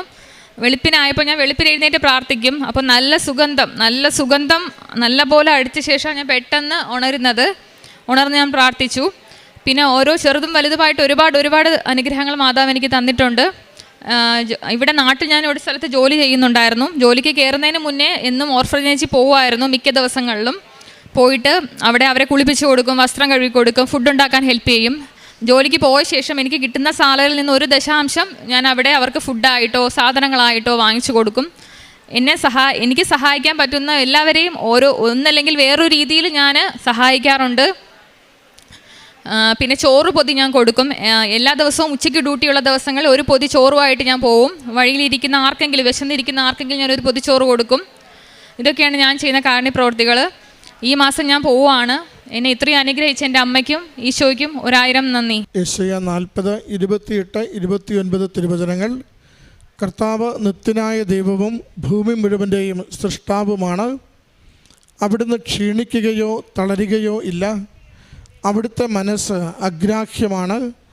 തളർന്നവന് അവിടുന്ന് ബലം നൽകുന്നു, ദുർബലന് ശക്തി പകരുകയും ചെയ്യുന്നു. ശില്പ എന്ന ഈ മകൾ തൻ്റെ ഉടമ്പടി ജീവിതത്തിൽ ലഭിച്ച ദൈവാനുഭവങ്ങളെ അമ്മയുടെ തിരുനടയിൽ സാക്ഷ്യപ്പെടുത്തുന്നു. 9 തവണ ഉടമ്പടി പുതുക്കിയ മകളാണ്, അക്രൈസ്തവ മകളാണ്. എന്നാൽ ഉടമ്പടി എടുത്ത ആദ്യ നാൾ മുതൽ അമ്മ മാതാവിനോട് മകൾക്കുള്ള സവിശേഷമായ സ്നേഹവും വിശ്വസ്തതയും ഉടമ്പടിയുടെ ഓരോ കാര്യങ്ങളും വിശുദ്ധിയിലും ദൈവസ്നേഹത്തിലും നിർവഹിക്കുവാൻ വേണ്ടി മകൾ നടത്തിയിരുന്ന പരിശ്രമങ്ങളുമാണ് സാക്ഷ്യത്തിലൂടെ മകൾ പങ്കുവച്ചത്. മകൾ പറയുന്നുണ്ട്, അമ്മയോട് പ്രാർത്ഥിക്കുകയും ജോസഫച്ചൻ്റെ ധ്യാനങ്ങൾ നിരന്തരമായി കൂടുകയും ചെയ്യുമ്പോഴും തന്നെ ആത്മീയമായൊരു വളർച്ചയും ദൈവസ്നേഹത്താൽ നിറയുന്ന അനുഭവവും മകൾക്ക് ഉണ്ടാകുന്നുണ്ടായിരുന്നു. അതുകൊണ്ട് തന്നെയാണ് അമ്മയെ സ്വപ്നം കാണുക, ജോസഫച്ചനെ സ്വപ്നം കാണുക, തൻ്റെ നിയോഗങ്ങൾക്ക് വേണ്ടുന്ന നിർദ്ദേശങ്ങൾ ആ സ്വപ്നങ്ങളിലൂടെ തനിക്ക് കൈമാറി കിട്ടുക. മകൾ പ്രത്യേകമായിട്ട് സൂചിപ്പിച്ചുവത് അത് തനിക്ക് വിദേശത്ത് പോകുവാൻ വേണ്ടി കാര്യങ്ങൾ മുന്നോട്ട് പോയിക്കൊണ്ടിരിക്കുമ്പോൾ രാത്രി ജോസഫച്ചനെ സ്വപ്നം കാണുന്നതും 2-7 എന്ന 2 അക്ഷരങ്ങൾ അത് കൃത്യമായും സ്വർണ്ണ നിറത്തിൽ കാണുകയും ചെയ്തത്. അച്ഛൻ മോളോട് ചോദിക്കുന്നുണ്ട്, നീ ചില നമ്പറുകളൊക്കെ പറയുന്ന ഓരോ അക്കങ്ങൾ പറഞ്ഞിട്ട് അവൾ പല അക്കങ്ങൾ പറഞ്ഞിട്ട് അതൊന്നും അച്ഛനത് ശരി അല്ല എന്ന രീതിയിൽ സൂചിപ്പിച്ച് അവൾക്ക് കൊടുക്കുകയും ചെയ്യുന്നുണ്ട്. ഈ അക്കങ്ങൾ സന്ദേശമായി കിട്ടുക എന്നത് ഉടമ്പടി ജീവിതത്തിൽ സാധാരണ നടക്കുന്ന ഒരു കാര്യമാണ്. കാരണം സമയത്തിന് മേൽ അമ്മ മാതാവിന് അധികാരമുള്ളത് കൊണ്ട് നാം നമ്മുടെ ജീവിത വിഷയങ്ങൾ സമർപ്പിക്കുമ്പോൾ അത് സമയ ചുരുക്കത്തിൽ എപ്പോൾ ഫലപ്രദമായി നമുക്ക് അനുഗ്രഹമാകുമെന്ന് അമ്മ നൽകുന്ന സന്ദേശമാണ്. അത് ഉടമ്പടിയിലുള്ള വിശ്വസ്തതയാണ് നമുക്ക് ഈ സന്ദേശങ്ങൾ വേഗം കൈമാറുന്നതിന് കാരണമാവുക. മകൾ പറയുന്നുണ്ട്, എനിക്ക് പലപ്പോഴും സുഗന്ധാഭിഷേകം ലഭിക്കുമായിരുന്നു. അത് അമ്മ മാതാവിൻ്റെ സാന്നിധ്യമാണ്. എളിമയോടുകൂടി വിശുദ്ധിയോടുകൂടി അമ്മ മാതാവിനെ വിളിച്ച് പ്രാർത്ഥിക്കുന്ന മക്കൾക്ക് ഞാൻ കൂടെയുണ്ട്, നിൻ്റെ നിയോഗങ്ങൾ ഞാൻ അറിയുന്നുണ്ട്, നിൻ്റെ ജീവിത വിഷയത്തിന് പരിഹാരമുണ്ടാകും എന്ന് അമ്മ നമുക്ക് നൽകുന്ന ഉറപ്പാണ് സുഗന്ധാഭിഷേകം എന്ന് പറയുന്നത്. ചിലർക്ക് തിരിയിൽ എന്തെങ്കിലുമൊക്കെ രൂപങ്ങളായി തെളിയപ്പെട്ട് കിട്ടും. അത് പ്രാർത്ഥനയ്ക്ക് ലഭിക്കുന്ന ഉത്തരങ്ങളായിട്ട് നമുക്ക് മാറുകയാണ്. ഉടമ്പടി പ്രകാരം ലഭിക്കുന്ന ഓരോ അടയാളങ്ങളും ഓരോ സന്ദേശങ്ങളും ഓരോ സാന്നിധ്യാനുഭവങ്ങളും അത് കൃത്യമായും നമ്മുടെ നിയോഗങ്ങളുമായി ബന്ധപ്പെട്ടിരിക്കും. നിയോഗത്തിൻ്റെ ഫലപ്രാപ്തിയിലേക്ക്, ഉടമ്പടി ജീവിതത്തിൻ്റെ കൺഫർമേഷനിലേക്ക്, സ്ഥിരീകരണത്തിലേക്ക് നമ്മളെ നയിക്കുന്നതായിരിക്കും. അതുകൊണ്ട് മഴവില്ലായി നാം ചിലപ്പോൾ കാണുന്നത്, ചിലപ്പോൾ സ്വരമായി കേൾക്കുന്നത്, ചില വ്യക്തികൾ ചില കാര്യങ്ങൾ നമ്മുടെ അടുക്കൽ ഒരു കാര്യവുമില്ലാതെ നാമുമായി പെട്ടെന്ന് ഇടപെടേണ്ടത് അല്ലാത്ത വ്യക്തികൾ ചില കാര്യങ്ങൾ പറയുന്നത് നമ്മുടെ ജീവിത വിഷയവുമായി ചേർന്ന് നിൽക്കുന്നത് ഒക്കെ അനുഭവിക്കുമ്പോൾ തിരിച്ചറിയണം, അമ്മ മാതാവ് നമ്മളെ നയിക്കുന്നു. അമ്മ നയിക്കുന്ന വഴികളിലൂടെ ജീവിതം മുന്നോട്ട് കൊണ്ടുപോകുവാൻ നാം തീരുമാനിക്കുമ്പോൾ അതിനകത്ത് ഒരു അനുഗ്രഹമുണ്ടാകും. മകൾ പറയുന്നുണ്ട്, ഇൻ്റർവ്യൂവിന് ചെല്ലുമ്പോൾ അവിടെ യാതൊരു സാഹചര്യവും എന്നെ എടുക്കാനില്ല, കാരണം എനിക്ക് അവർ പറയുന്നത്ര എക്സ്പീരിയൻസ് ഇല്ല. ഞാൻ ഹോസ്പിറ്റലിൽ 2 വർഷമേ ജോലി ചെയ്തിട്ടുള്ളൂ. അവർ കണ്ടപ്പോഴേ പറഞ്ഞു, നിന്നെ ഇത് സിസ്റ്റത്തിലെ ഡോക്യുമെൻ്റ് പ്രകാരം നിന്നെ എടുക്കുവാൻ പറ്റില്ല എന്ന്. എങ്കിലും ഇൻ്റർവ്യൂവിന് പങ്കെടുക്കുമ്പോൾ മകൾ തിരിച്ചറിയുന്നുണ്ട്, അമ്മ മാതാവിൻ്റെ നേർച്ച വസ്തു അത് ഉപ്പ് അവിടെ വിതറി പ്രാർത്ഥിച്ചുകൊണ്ട് അതിൽ പങ്കെടുക്കുമ്പോൾ മകൾ തിരിച്ചറിയുന്നു, തനിക്ക് മുമ്പേ തൻ്റെ പേരിൽ മറ്റാരെയോ ഇൻ്റർവ്യൂ ചെയ്തിരിക്കുന്നു. തനിക്ക് മുമ്പേ തൻ്റെ പേരിൽ മറ്റാരെയോ ഇൻ്റർവ്യൂ ചെയ്തിരിക്കുന്നു. അത് കൂടുതൽ കാര്യങ്ങൾ കോംപ്ലിക്കേറ്റഡ് ആക്കുകയാണ്. എങ്കിലും മകളത് പങ്കെടുത്ത് തിരികെ പോരുന്നു. അമ്മ മാതാവ് വാക്കിൽ വിശ്വസ്തതയുള്ളവളാണ്. അമ്മ മാതാവ് ജൂലൈ മാസം 2-ാം തീയതി മകളെ സെലക്ട് ചെയ്തതായിട്ട് ഏറെ കാര്യങ്ങൾ ഭൗതികമായി മകൾക്കെതിരെ നിന്നിട്ടും ദൈവികമായി മകളുടെ ഉടമ്പടി ജീവിതത്തിനുള്ള അനുഗ്രഹമായി അവരുടെ ആ സെലക്ഷനും വിദേശത്ത് പോകുവാനുള്ള വഴികളും തുറന്നു കൊടുക്കുകയും ചെയ്യുന്നു. പ്രിയമുള്ളവരെ, നമ്മൾ ജോസഫ് അച്ഛനെ കാണുവാനായി കൈവെപ്പ് ശുശ്രൂഷയ്ക്ക് വേണ്ടി ഈ ആലയത്തിലേക്ക് വരുമ്പോൾ എപ്പോഴും ശ്രദ്ധിക്കേണ്ട കാര്യം, നമ്മൾ വരുന്നത് വൃത്തിയോടുകൂടി വിശ്വസ്തയോടുകൂടി ഉടമ്പടി ജീവിച്ചിട്ടാവണം. ക്രിസ്ത്യാനികളാണെങ്കിൽ കുമ്പസാരിച്ച വിശുദ്ധ കുർബാന സ്വീകരിച്ച് നമ്മുടെ ജീവിതം വിശുദ്ധിയോടുകൂടി വേണം അമ്മ മാതാവിൻ്റെ ഒരു സന്ദേശവും ഇടപെടലിനും വേണ്ടി ഈ അൾത്താരയിലേക്ക് നമ്മൾ വന്നു നിൽക്കുന്നതിന് വേണ്ടി.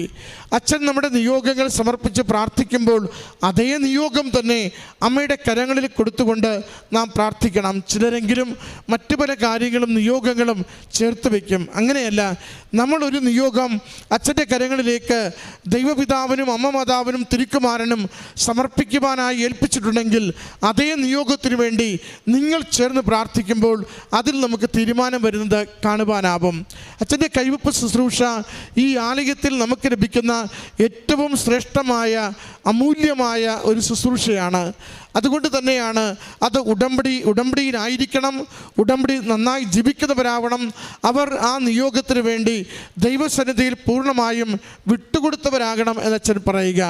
അങ്ങനെ ദൈവത്തിൽ ശരണപ്പെട്ടുകൊണ്ടാണ് ഒരു വിഷയത്തിന് വേണ്ടി പ്രാർത്ഥിക്കുന്നതെങ്കിൽ അത് എത്ര കണ്ട് കടികട്ടിയാവട്ടെ, എത്ര നാളായി നമുക്ക് നടക്കാത്തതാവട്ടെ, എത്ര പരിശ്രമിച്ച് വാതിലുകൾ അടഞ്ഞുപോയതാവട്ടെ, നമുക്ക് വേണ്ടി അമ്മ മാതാവ് തിരുക്കുമാരനിലൂടെ പുതിയ അനുഗ്രഹം, പുതിയ തുറവി, പുതിയ സാധ്യത നമുക്ക് നൽകിക്കൊണ്ടിരിക്കും. അതെപ്പോഴും നമ്മൾ അച്ഛൻ്റെ കൈവെപ്പ് ശുശ്രൂഷയിലൂടെ അനേക മക്കൾ ഈ അൾത്താരയിൽ സാക്ഷ്യപ്പെടുത്തുന്നത് നമ്മൾ കാണുന്നതാണ്. ഈ മകൾക്ക് ലഭിച്ച ഓരോ ജീവിതാനുഭവത്തിനും ആത്മീയ ബോധ്യത്തിനും